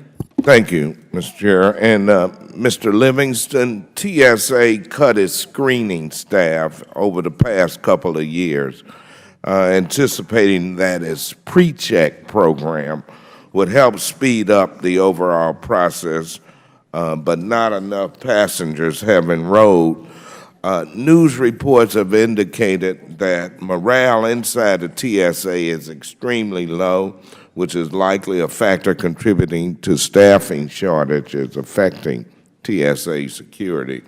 Reports indicate that travelers are arriving at security checkpoints where not all available queues are open for general screening. And I can attest to that going through St. Louis's airport. I'm part of the pre-check program, but it's more often than not, it's closed. And I'm told by officers that they don't have enough people to staff it. Is there a long-term strategy to fix the morale issue and the employment issue? I noticed, go ahead. Yes, sir. Yes, Congressman, there is a plan. I know that the administrator is touted the fact that we're putting 200 extra TSO officers through the academy each week. Both my counterparts here work in those airports that can speak directly to the screening process, but I can tell you from a pre-check standpoint, I know that we're putting more advertising out to get more people enrolled. We're dutiful trying to get more people into the program. We're trying to show them the advantages of that. Pre-check is a high priority for the agency, sir, and we're trying to get more people into that. Once we do that, the more people that are in pre-check, we think we can sustain that much better. And then I'll let my counterpart, sir. No. Here's the point is that the excuse I get Yes, sir. at St. Louis Airport is we don't have enough officers to staff it. So, is that just something they're telling me? Sir, there is a staffing issue, and I know the administrator has talked to OMB about staffing issues. I know that there is a long-term strategy to address that issue. It's a resource issue of both money and people. Turning the switch is going to take some time, but he has addressed that. I think he has a short and a midterm and a long-term plan. He's working with the senior staff around him to do that. And I think both of these gentlemen who are working in the airport can tell you what they're doing daily. Some have suggested shifting officers from TSA's controversial behavior detection program to regular screeners. So let me go on. Mr. Rhodes, I have a question for you. Yes, sir. Kind of concerned about this article I'm reading about a Mohammed Farah from Minneapolis. Are you familiar with him? I am. And he's an imam and part of an influential Somalian group. Here's what he says, that there's an ongoing pattern of racial profiling and harassment by TSA agents at the Twin Cities Airport. He said recently he was asked by an agent who says, quote, "Hey, were you going to make a run for it if I hadn't given your ticket back?" And the only response he's gotten from TSA and the congressman from that area, Mr. Ellison, is that they take these complaints seriously. Well, I think it's a little bit more than that. He's also been given a TSA control number from the agency's redress program, and he said it doesn't help either. So what can we do for Mr. Farah that would change the conditions that he experiences every time he goes through your airport? Thank you for that question, sir. You may not realize, but there's a New York Times article that was published this morning about profiling. You may know that in my opening statement, I was asked to profile Somali imams and community members visiting me in my office. Those are facts. It's contained in my written mid-year evaluation that I provided to this committee. So, Mr. Mohammed Farah is the director of what's called Kajug. I was not at the checkpoint during that time, so I can't intelligently speak to what was or was not said. What I can say is whether you're black, white, male, female, Somali, Jew, Christian, Hindu, we should treat you the same. And it doesn't matter if you're flying on whatever airlines, you should be treated with respect. Again, I'm not either taking Mohammed's position or refuting his position, in so much as I to say that when we get to know people of the Somali community, they're hardworking. They want to be American citizens. My mother was an immigrant. My mother was a Japanese national, became a U.S. citizen, and took her oath of citizenship in Boston, Massachusetts. Well, how are you going to change Mr. Farah's experience when he encounters your agents, your officers? The best way I can answer that, sir, is like any investigation or inquiry, you get the facts. I have met Mohammed Farah many times. We can, at times, have what's called a passenger support specialist, have someone assigned to him in the future when he flies out to make sure things like that don't happen. And we're happy to do that. Have you disciplined the officers that he has encountered? I don't know the names of the officers, candidly, sir. I'm unqualified to speak to that. So I don't have that information with me. Your camera footage can identify them. I mean, you have identified these officers. Again, sir, I don't have those facts. What I am suggesting is, in my own experience with respect to the TSA, they've been less than forthcoming in addressing my complaints. So I would say that my complaints mirror Mohammed Farah's. This is totally unacceptable. Sir, has somebody from TSA gotten back to you with these questions? No, I'm just reading it today and realizing this guy's being mistreated here. Would you like for somebody from TSA? Sure, I certainly would. I'll take that as an action, sir, and get back to you with somebody from TSA, sir. Thank you. I'm sorry. No problem. I thank the gentleman, and you'll get hopefully a response. Let me recognize the gentleman from Georgia, Mr. Carter, now. Thank you, Mr. Chairman, and thank all of you for being here. We appreciate your presence here today. I want to start with you, Mr. Brainerd, if that's okay. As I understand it, at one point you were assigned in Iowa, is that correct? Yes, sir. In the Midwest, and while you were there in Iowa, you received the highest performance rating that you could possibly receive while you were working there, and also I believe that you received the Federal Security Director of the Year Award. Yes, sir. I've received the Federal Security Director of the Year, Secretary's Team Award, the Gail Recides People First Award, which is one of the two top awards you can receive in our agency, and a number of other types of awards from local stakeholders, partners, fusion centers, things like that. Right, okay. Well, then, as I understand it, they tried to reassign you to Maine? Yes, sir. They tried to reassign you to Maine after They did reassign me to Maine. They reassigned you to Maine after you received all these accolades and all these awards? Yes, sir. Do you believe that that was their way of trying to get rid of you, to reassign your position? Well, I can't speak to their motives. It would be unfair for me to speak to their motives. I'll speak to facts. Was it a bigger airport? Were you needed there? Or No, what? sir. It was a smaller airport, less complex, fewer employees, fewer airports. Why would an agency take one of their best employees? Obviously, they wouldn't have given you these awards if they didn't think you were doing a good job and put you at a smaller airport where your skills and your abilities would not be as useful. Because according to them, the reason for the directed reassignment was because my skill set was needed for that particular operation.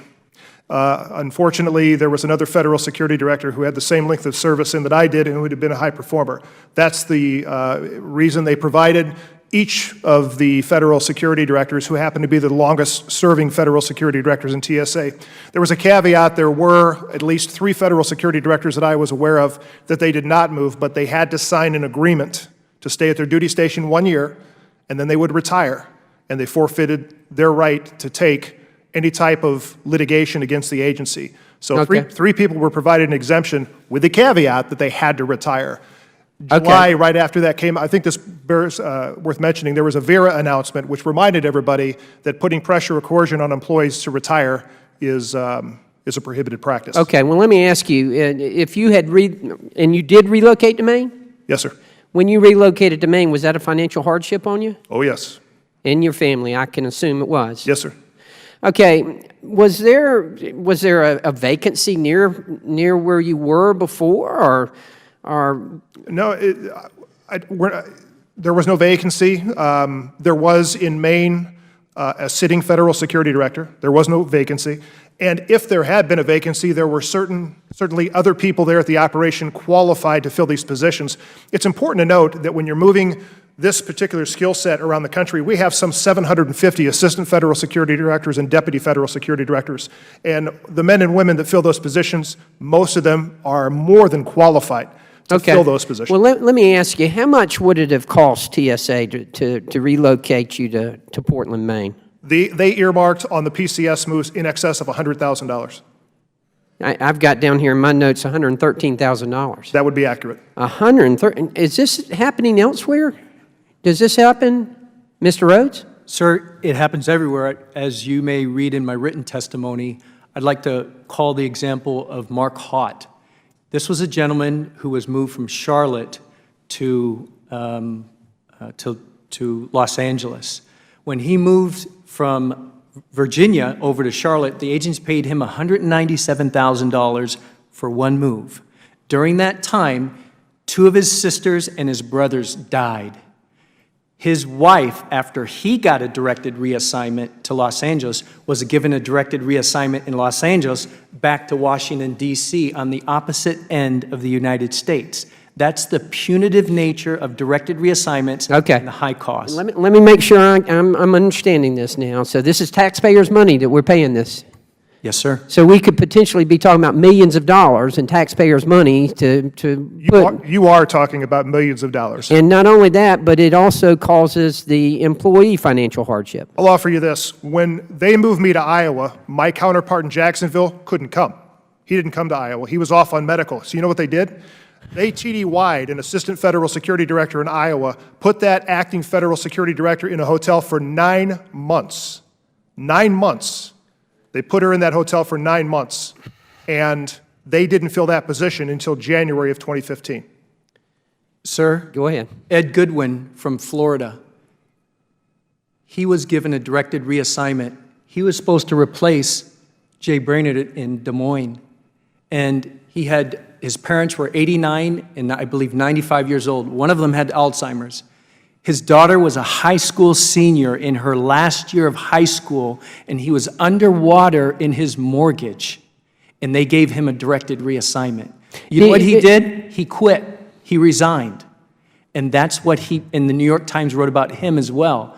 That's what our agency does to people they want to run out. Okay, well, we've got a number of moving parts here. You know, we've got what I consider to be wasting taxpayers' money that I'm very concerned about. We've got another concern about whether this is intentional and in a way to get rid of employees or to discipline employees. Mr. Chairman, I just have to tell you, I'm pretty disgusted right now, and I'm looking forward to us having another hearing. From what I understand, we're going to be doing that. And certainly, we want to get to the bottom of this. Yes, sir. Mr. Chairman, I'll yield back. Thank you all again for being here. Yes, sir. Thank the gentleman. I'll recognize the delegate from the district, Ms. Norton. Thank you, Mr. Chairman. Could I just say to all 3 of you that we very much appreciate your service and appreciate your courage in coming forward. I chair the Equal Employment Opportunity Commission. I'm very interested in this kind of alleged retaliation. It's interesting that when Congress passed Title VII itself, it passed a retaliation provision in the statute. It's very, very important. And of course, if there isn't any sense that one cannot be punished for coming forward, it is a very, very, very heavy presumption against coming forward. So I was interested to hear about it. Was not when I was in, I don't remember, even though I had to essentially reform the entire agency, creating new parts of the agency, bringing together people. I don't remember anything called directed reassignments. In my view, I can think of no more powerful instrument in the hands of an agency. You testified, I think it was you, Mr. Rhodes, about somebody just quit. Yes, sir. And if that was the intention, it certainly worked. Mr. Livingston, let me just start with you, because you reported that you indeed did suffer discrimination at TSA. Is that right? Yes, ma'am. Yes. And what was the basis for the discrimination? It started with the disability harassment, and then it was based on my veteran status. They were making fun of me for my service-connected disabilities. Then it started with as the management-directed official in a case for EEO, I found against the senior SES for pre-selection. Then it started with the sexual harassment. Another SES asked me to lie, and I refused. And then there was another case where I had reported serious security violations, and it started, that same official is the one that testified against me in my ERC, or my probationary period. All right, this seems like one thing leads to another. If you tell the truth in TSA, you will be targeted. I call it the Lord of the Flies. You either attack or be attacked. Ma'am, if I may, Yes. I was accused of going native. Going what? Going native. You'll have to explain that, sir. Ma'am, it's a slang term where I was visiting mosques in my official role, working with the Somali community, where Jay Johnson, my secretary, tells me he wants me to conduct community outreach, and my supervisor accused me of going native. I take that to mean I'm somehow converting to Islam. I'm acting as a native. It's a disgusting, bigoted term. And when I think of that within the context of my written mid-year evaluation that tells me to profile Somali people, I'm disgusted by it. Going native, I'm truly disgusted by it. Now, this committee has, I think, and indeed, I think the House has unanimously passed a bill called the Federal Employee Anti-Discrimination Act to help hold managers accountable. You know, it's the kinds of retaliation that would happen below your level perhaps is apparently better taken care of. Now, as original co-sponsor, it looks like most of the committee was. This bill, by the way, is pending in the Senate. It hasn't passed the Senate yet. But it would require the agencies to keep track of every single complaint. To somehow, for the string of issues, Mr. Livingston, for example, you indicated there would have to be a tracking of the complaint through inception and resolution.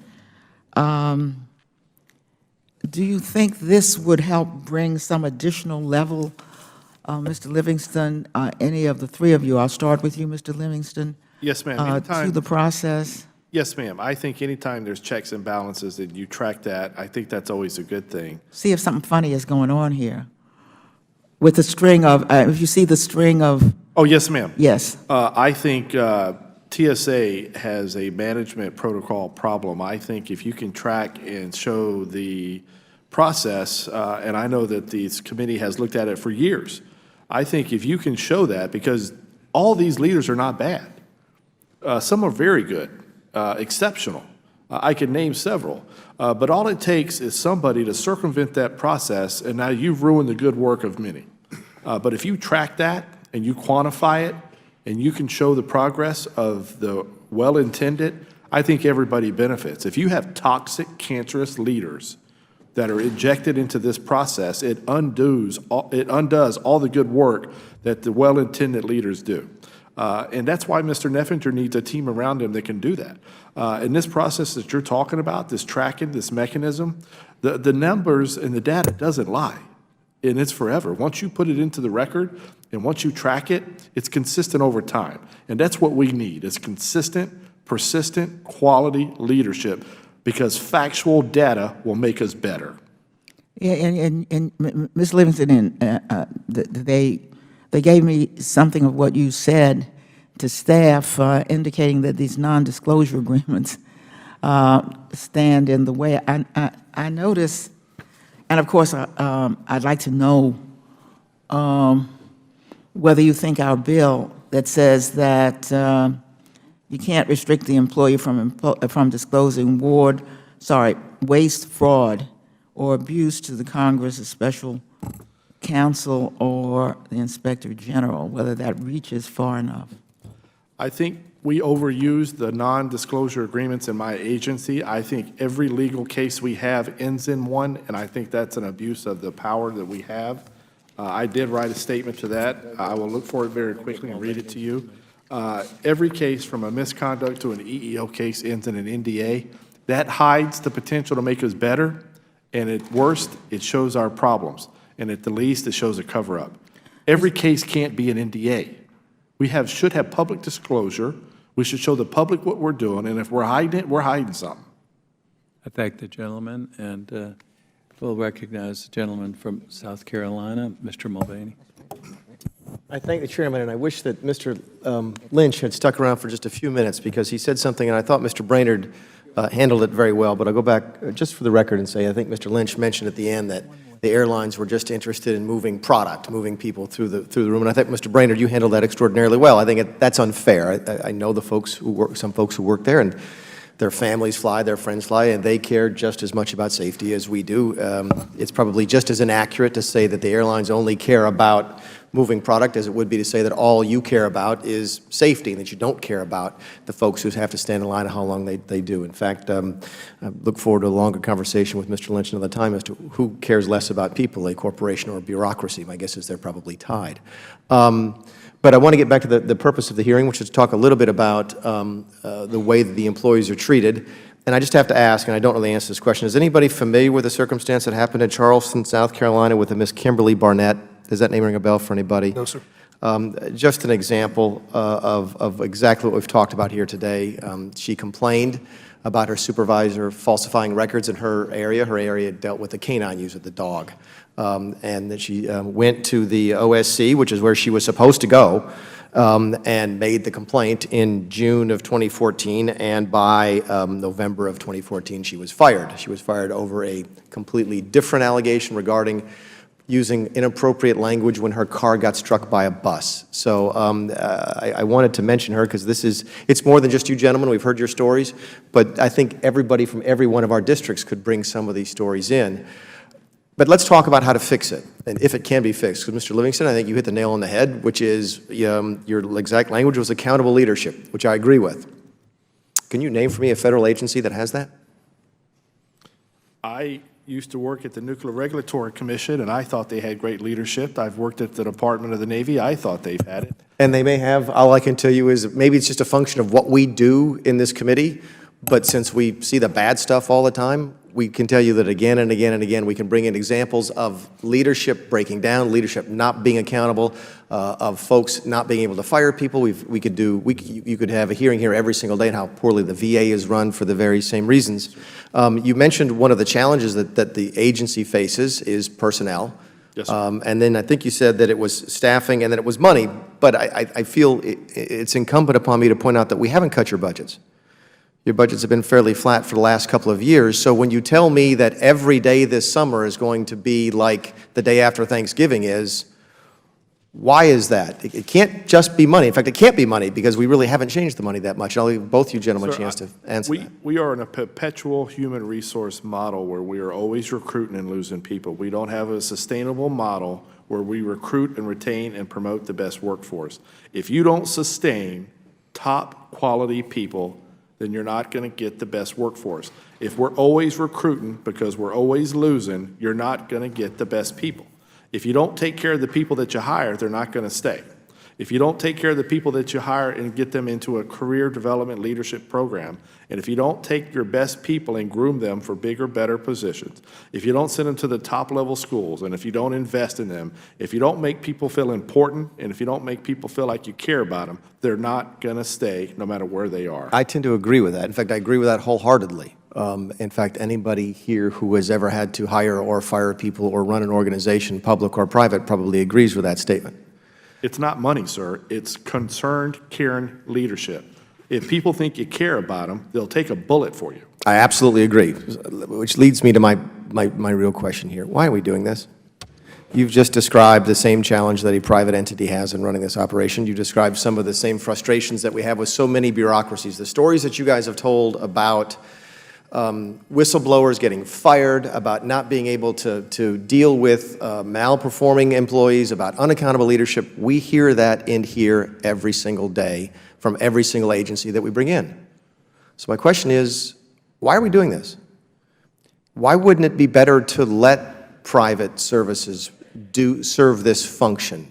Why are we doing this? Can you defend the agency as to why the federal government needs to be doing this? Because it strikes me that if y'all were contractors, because we have had contractors come in here before, Mr. Chairman, and there's always the threat hanging over a contractor, which is we just fire them. We don't renew the contract. We don't have that with the TSA. So I guess I ask you to defend the federal role here. Why are we doing this as a federal government as opposed to letting the private sector serve this need? Mr. Rhodes? I'd like to take a stab at that, sir. Sure. I think one of the essential elements of a government is to protect its people. That's why you have a standing army. I grew up as an Army Ranger, and a Ranger lives and breathes. A leader is responsible for his or her unit. He or she is responsible for everything that unit does or fails to do. And when there are failures, there must be consequences to those failures. We don't have consequences to our failures in TSA. If this would have happened in the military, entire people in the chain of command would have been relieved of And command. if a private sector company came to us with a 90% failure rate, we would fire them and replace them with somebody else. Absolutely. Yes, sir. But I'm to suggest that whether it's private, whether we're Title V, whether we stay under ATSA, in my view, is irrelevant. It requires the most essential ingredient in a private company, and I work for Kraft Foods in marketing, and that's leadership. I know it's the intangibles, but that's why we're all here, because there's failures in leadership. It's failures of accountability, failures of a performance, but there's been nothing done. And that's why we're here. And maybe my frustration, I will cut you off, Mr. Brainerd, because I'm over time and I don't want to take away from Mr. Grothman, but that frustration is embodied and experienced in this committee every single day. Yes, sir. So, thank you, Mr. Chairman. I appreciate the indulgence. Thank the gentleman. Mr. Grothman, you're recognized. We'll start with Mr. Livingston. Here on the sheet they give us, they call you Dr. Livingston. Thank you. Yes, sir. Think about that. Okay. Are you aware of examples of an OOI investigation that you believe was used specifically to remove anybody from an agency? Do you think any specific examples? Well, I know that the morale survey that was used against me was tainted. I know that the OI investigation that was used against an FSD in Miami was used as an instrument to thwart a complaint. I know those are two examples. And what do you do that you get yourself in trouble if they go after you? Anytime you go against the grain or you report misconduct or you tell on certain favorite people, if you do anything that goes against the favorite people, if you report misconduct, if you report sexual harassment, if you report security violations, if you do anything against the top tier or anything of that nature, it just seems to go against the grain. You identify yourself as a non-player. If you don't shut up, you don't move up. Okay, so in other words, the mentality is not to do the best job that they can at what TSA should be doing. The idea is to establish kind of a respect for the people at the top. Yes, sir, and I come from a DOD background where everything is a learning opportunity. We always do a hot wash after we have an exercise or an incident or a crisis. We always learn from that mistake, and everything is integrity-based. If you don't say something, you're considered a weak leader. And I think the opposite in TSA, if you say something, you're considered an outsider. When I reported sexual harassment, I had another SES say, hey, if she files a complaint, it's our word against hers. And I said, no, I'm not going to lie. And he says, well, if you don't, we can't work with you. And if you're going to be a Boy Scout, you'll be on my blank list. So obviously, I was on the outside from the get-go. I was stunned that another SES would ask me to lie. And then when I didn't, I was an outcast. Because you saw something happen and were going to report it? Absolutely, and I did. Just a horrible mentality. Okay, we'll give Mr. Brainerd and Mr. Rhodes a question. Could one of you give a background kind of on how integrity tests are conducted at the airports? So I can give you some insight. Integrity testing in TSA went into high gear shortly after media story about iPads were taking place, and our TSA Office of Inspection, otherwise known as Internal Affairs, will come out and they will run test items through cash cards, money, DVDs, colognes, and things like that. And so the testing items, they come out, they conduct the integrity test. When they conduct the integrity test, they'll come through with these items, and then the Federal Security Director will get a call, and we will be notified of the outcome. Generally speaking, they'll say, we came through with X, Y, and Z items. Can you recover them for us when they're turned into lost and found? I will give you an example, which I think that you certainly will appreciate. One of the items that they're notorious for planting in an airport are pens. They'll throw a pen on the floor, let's say in queue, and TSO picks it up and doesn't turn it in.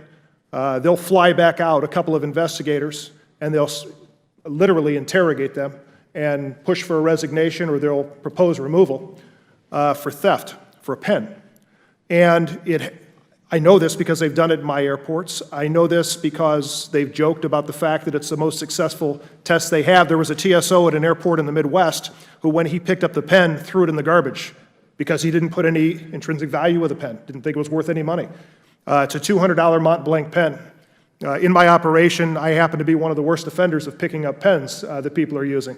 But the irony in all this, when you're talking about testing, is that you hold the people in the field to the highest standard, the people at headquarters to the lowest standard. We've got people who are picking up pens, and they're sending out these criminal investigators for non-criminal matters. And oh, by the way, it's commonplace for them to come out and threaten people with criminal prosecution. As a matter of fact, they'll take a non-criminal case to a local prosecutor as part of the TSOI Fairness Act to say that they're spending 50% of their time on criminal investigation so they can check that box. And they take and hold the field to a much different standard of accountability. They're doing people for pens, while you've got people at our headquarters that are abusing their staff members.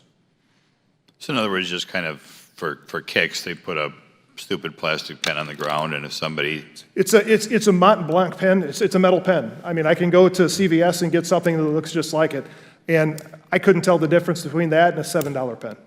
I've never in my 13 years seen a passenger go and turn a pen into lost and found at an airport. I'm sure it may have happened at some point, but if that's just not the most ridiculous use of the taxpayers' money, I don't know what is. Okay. And do you think when they do these tests, you think they ever target individual employees or individual airports, or is there... No, I believe that the tests, I've never seen any indication that the tests are conducted for any particular reason. Okay. Just kind of a general waste of time. I think that portion of the test is, I think that the integrity testing is absolutely essential. You know, one of the things, and I know you know this, the only people that hate to see thefts in the workplace more than the American public are our own employees. We don't want them working for us any more than the public does. Okay, thanks for the extra time. Thank you. Let me yield to Ms. Norton, or let me yield to Mr. Cummings, and he's going to yield to Ms. Norton. First of all, I'm going to have to go to another meeting, but I want to thank you all for being here. You've provided some very significant testimony. I think we need to, you know, as I said earlier, I think we need to see the entire picture. But we certainly cannot have a situation where whistleblowers even worry about retaliation, let alone be the victims of it. I think you'll get that concern from both sides of the aisle. And so, again, I want to thank you all. And we got to find a way to cut out that layer that you're talking about. Those people who seem to want things to go on the way they've been going on, and the way they've been going on is not healthy, and it takes away from the morale of the agency, and it takes away from its effectiveness and efficiency. And this whole idea, and I know Ms. Norton is going to explore this, but this whole idea of people being sent from one part of the country to another, and if that's about retaliation, I'm going to tell you something. To me, that's criminal. I mean, I really, because families are so important, and the individual those families who have to go through that hell, you know, your wife's on one end and your husband's on the other, and life is short. And so, but anyway, I'll yield to Ms. Norton. And thank you. Yes, sir. I thank the ranking member for those comments. I just wanted to make sure I understand the difference between the legitimate use of a tool for management and its abuse.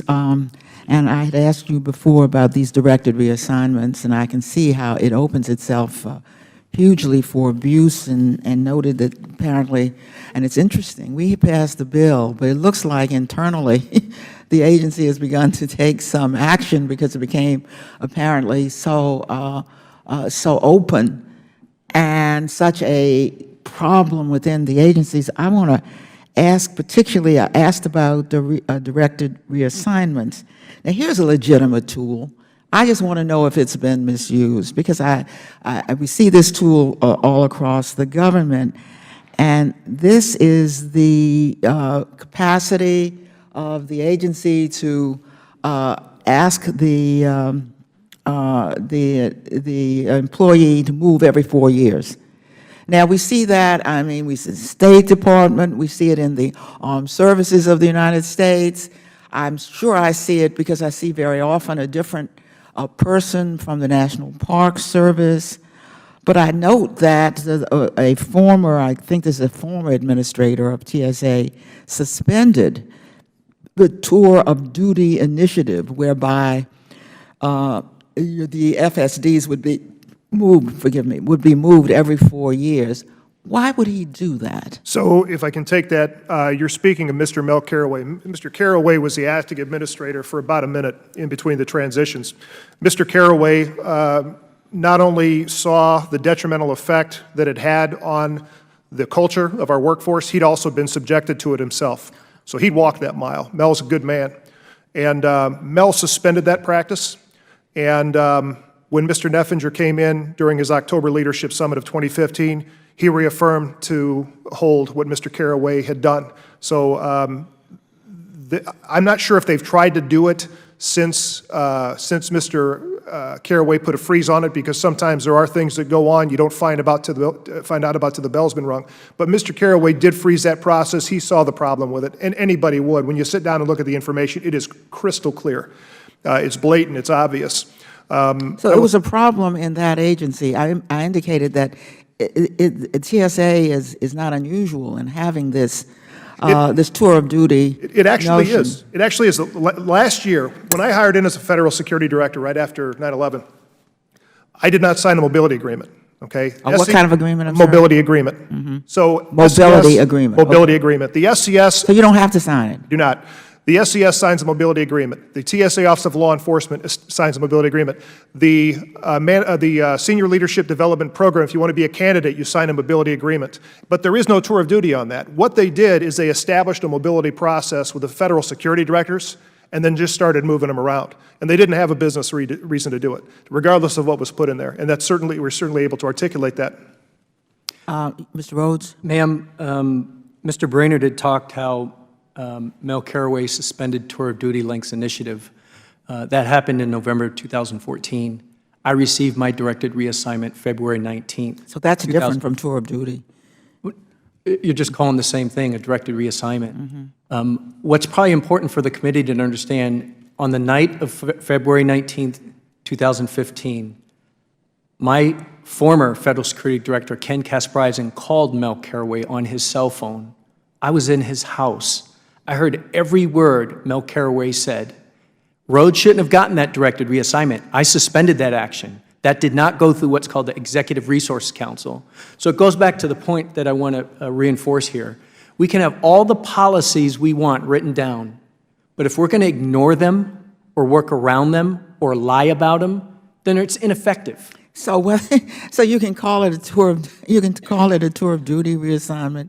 You can call it a directed reassignment. Look, I'm pleased that my friends and colleagues on the other side have the same view about the kind of minimal protections that even at your level that civil servants have. I do note that though we passed, and I'm so pleased we passed a bill ourselves, which is waiting for the Senate. You know, it didn't take a bill to do something about this.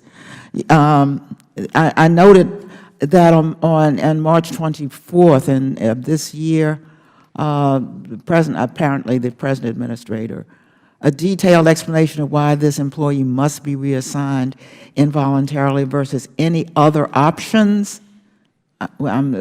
Any other options, it seems to me, is important for this employee and/or the new position. Does that help this situation?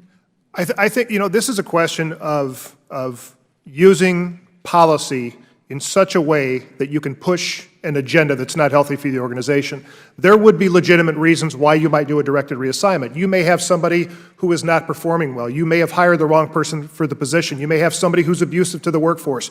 You may not be able to terminate somebody. They may have not have reached that level, but you are prepared to sit down and have an options meeting and say, look, we need to talk about the road ahead, and you being at this location is not going to work. There are circumstances where you would do a directed reassignment, and I think that there is some legitimacy to that. And this goes back to, do you have a policy in place that governs this? And if there is, are people manipulating the policy? I'll tell you a comment that I heard, and I'll say it in this hearing because there were about 300 witnesses to it on a conference call from the previous Deputy Administrator, Mr. Helinski, when they were talking about ethics and accountability, and he said to take action and let them file a lawsuit. I've got 300 attorneys, and I'll tie them up forever in court. That's the mentality that these people have. They feel that they're bankrolled by the federal government to make these decisions. They don't care if you're going to file an EEO. They don't care if you contact the OIG. It's very difficult to get the OIG or OSC to accept a complaint. There needs to be legitimacy with this, and that's what these types of moves are absent. In my case, when they ended my probationary, the argument was made they had no proof, and they said, don't worry about it. Let them file a complaint. We'll outlast them. I certainly hope, Mr. Chairman, I very much appreciate your indulgence, because I certainly, as I said, our committee moved unanimously and the House moved unanimously on this. Of course, the nuances are quite different. This is where the agency itself, with this detailed explanation, if you really hold people accountable, let's put it in writing.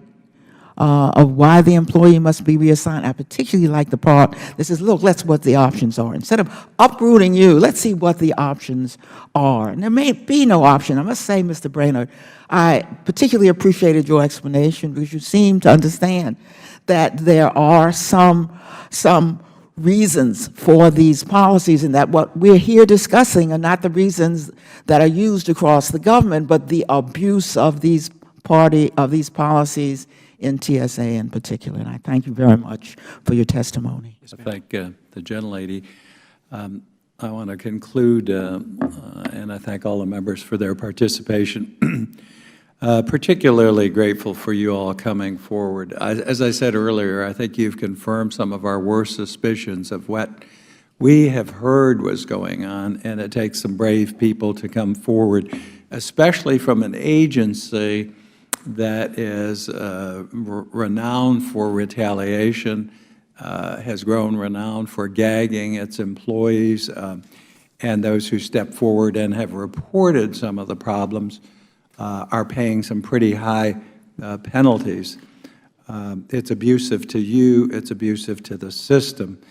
I was one of the people who created TSA way back after 9/11 as the chair of Aviation Subcommittee. President wanted on his desk by Thanksgiving, and we did that. We tried to structure something that would replace what we had. First of all, I think that there should be a federal responsibility, and all of you agree to that. We changed from having the airlines and the private sector just do, well, there weren't federal guidelines in place, and they failed to put them in place. So I think that's important. I've never said do away with it. I've said change the role. The most shocking testimony or thing I heard today was there's the abuses and what they've done to you all is uncalled for, horrible. But one of you, was it Mr. Livingston, talked about the intel and analysis capability. Yes, See, sir. that really scares me. The most important responsibility of that agency is to connect the dots. The intel and analysis is all that's going to save us, in my opinion. I will probably I'm going to ask the administrator to take action to revamp that activity. That is the most important government responsibility. The intelligence gathering, the information, all of the stuff we need to keep people from doing damage to us. And when you come and testify to me and you're familiar with it, that's one of our weak spots. Is that correct again, Mr. Livingston? Yes, sir. That to me is absolutely scary. To help put this system together, have tried to help TSA when it failed. I mean, we did everything from Washington. That was a disaster. We have tried to localize some of the hiring and other activities.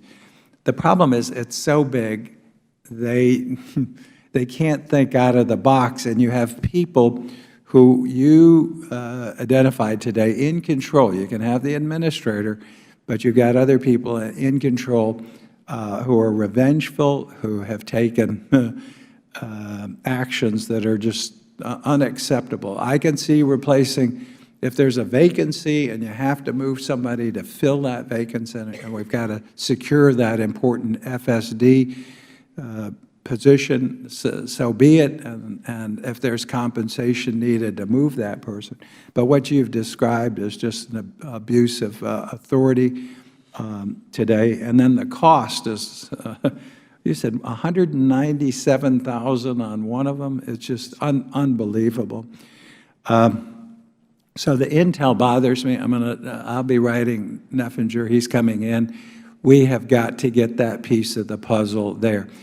I don't care who you put there, private screeners, public screeners, whatever it is, things will get through, okay? The system is human beings. But when you fail, well, if we'd spent some of that money in looking at people who pose a risk, whether they're even screening people who are working behind the scenes. We had a hearing on that. There are hundreds of people, they don't have a passport number, they don't have Social Security numbers for folks, not all TSA folks, but even with TSA, they haven't screened some of those people. The Miami and Orlando, and there's one more airport where they're screening the workers, that's a waste of money. That's not the way you do it.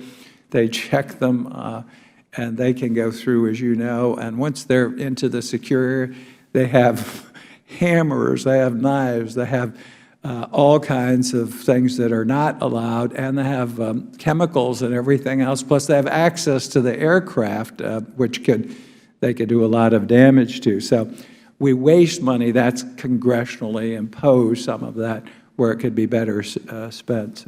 Would you agree with that? Yes, sir. Yes, sir. Absolutely. Yeah. Let me just say one thing, too, and I'm glad that some of the union folks came.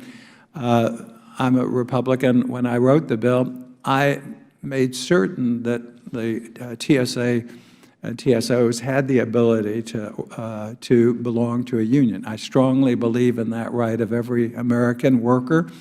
I don't think anyone should be forced to join a union, on the other hand. But we put that in the provision, the 5 of the 5 private screening under federal supervision operations that we set up.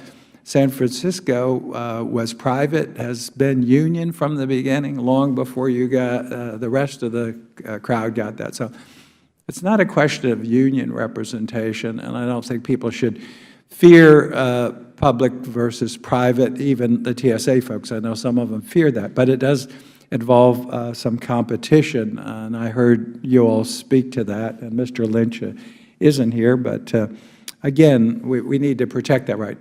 We exempted them from Title V, and some can get fired because that's the way we set it up.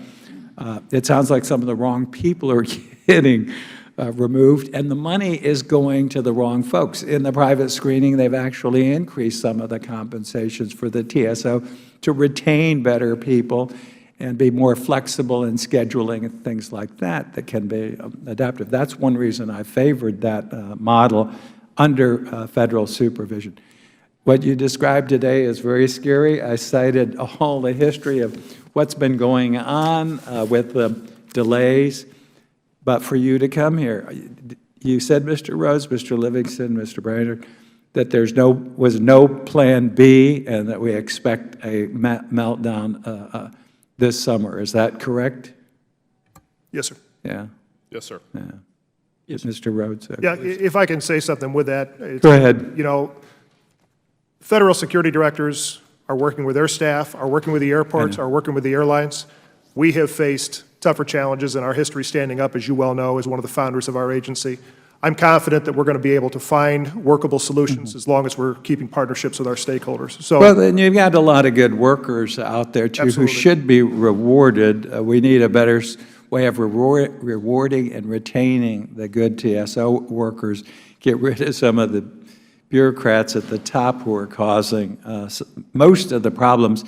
And I guess over the years, they felt threatened, particularly by me, because I keep saying, my goodness, we've got this huge bureaucracy, many of them just a few miles from here, and they're very domineering over the bureaucracy and anyone who gets in their way. I dealt with them in privatizing one of my airports.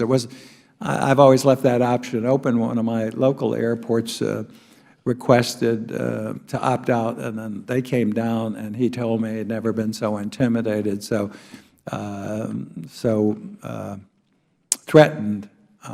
It took 2 years to just get us to get consideration of the opt-out, and then I had to change the law to where they must accept the application rather than when we set it up, it was left permissive with a language shell. So that's the reason that we got into that situation. Then it took 2 years more while they thwarted our Congress's intent. Again, we have 450 airports. We need different models. Alaska is different from Wyoming, is different from JFK, et cetera. And the flexibility to do that with the right balance of public-private operations and but I'd never take the federal government out. And again, the people, there are a lot of junior members here. Nobody understands the significance of what you confirmed today on this intel and analysis situation, because that is the only thing I think that will save us. I don't, maybe you have a different opinion, Mr. Livingston. No, sir, and I just want to go on the record saying, while you don't have Intel leadership, you do have some top quality Intel professionals working in that office. The advanced analytic part that I brought in is still functioning very effectively, and I think Mr. Neffinger is going to tell you that he's getting some great Intel support from them. But with the right Intel leadership, it'll continue to function even better. Well, I would put the resources there. The BDOs have been, we've suggested it, hasn't worked out well, as you know. But again, and then the other thing too is you have these lines that extend out from the airports. We saw what happened in Brussels. It was an attack on the American airlines and the passengers. Their intent was to kill as many as they can. You cited the attack in Los Angeles. So they're looking for the easiest targets. TSA provides a layer of protection once they get past that. And then we've got secure cockpit doors. We've got air marshals. We've got pilots who are armed. The biggest thing we have, and they've always come to the rescue since that hour of 9/11 when the passengers on Flight 93 found out what was going on. The passengers will beat the living hell out of anyone who poses a true risk. So, and they have saved the day, and also the airline staff. I have to give them credit. They've been there too. So, again, my concern: we built this huge bureaucracy. We've got these bureaucrats in charge. They have their revengeful way of controlling the agency, which it shouldn't be. So I'm glad to hear the confidence everybody has in Neffinger. I'm not happy to hear there's no Plan B. That is essential, and we've got to make certain, I mean, we cast a lot of responsibility for the FSDs in making it work, and they're going to catch holy heck when those lines continue to back up. But some common sense things, the pre-checked, advancing that. I've gone to national. I will say it's improved because I've thrown a couple of fits, but there are more people in pre-check than there are on the other lines, and nobody moves them to accommodate people. I saw the dogs the other day, and they're using the dogs and people in line to get into TSA. I think we need to move a few dogs to the front doorway like the Israelis do.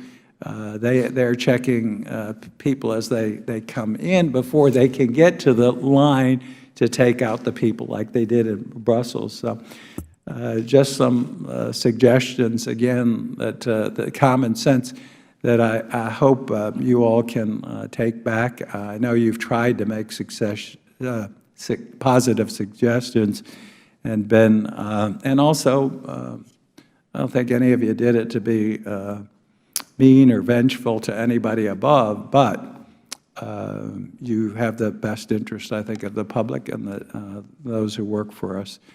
So not as many questions as comments.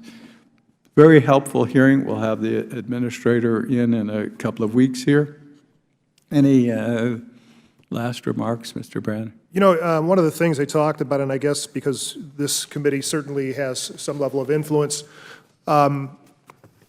when you talk about our workforce and the wonderful people that come to work every day, if I could just kind of pose it like this, imagine if every year you had to run for re-election. I mean, you'd almost never get... I do it every 2. Well, imagine doing it every year. My contract expires every 24 months. Well, with our people, it expires every year, and they've Yeah. got to recertify for their job. And I would hope that, at least in looking forward, one of the things that we could certainly do better with our people is find another option. Our people get incredibly stressed out every year. They do a very stressful job as it is. They do it very well.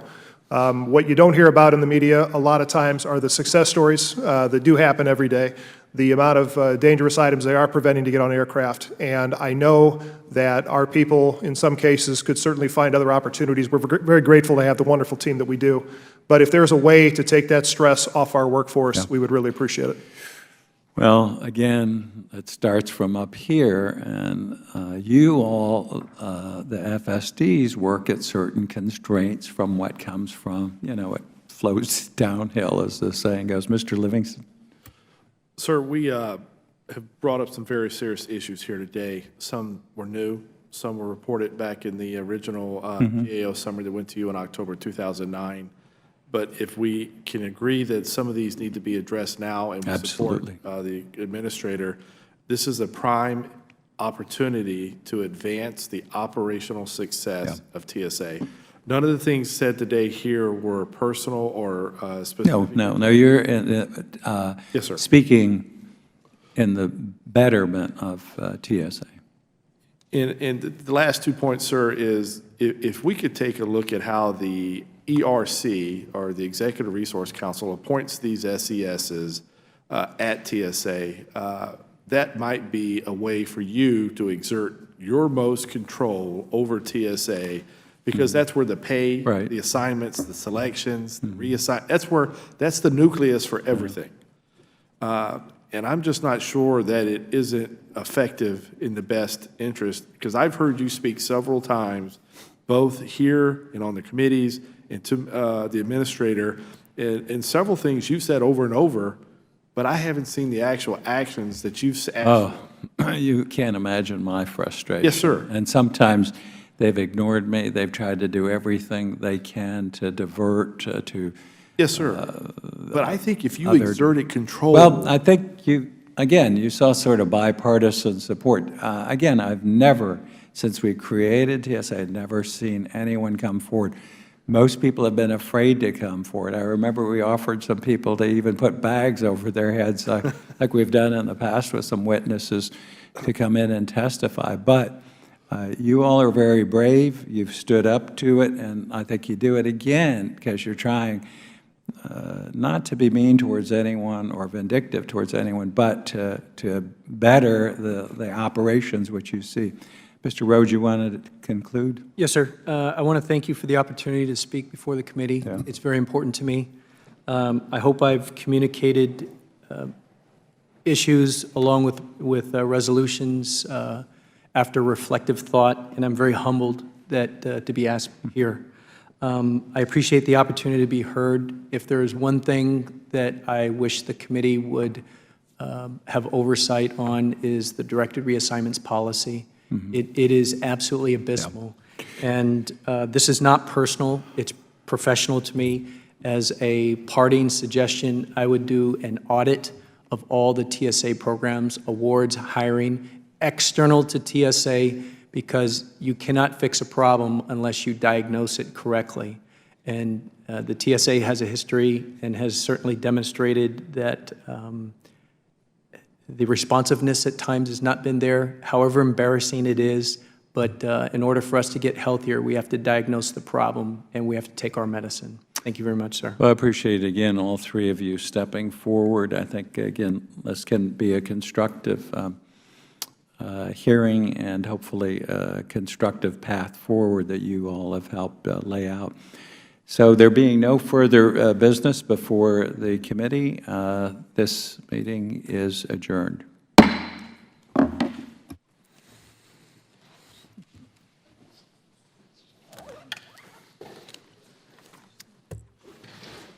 job.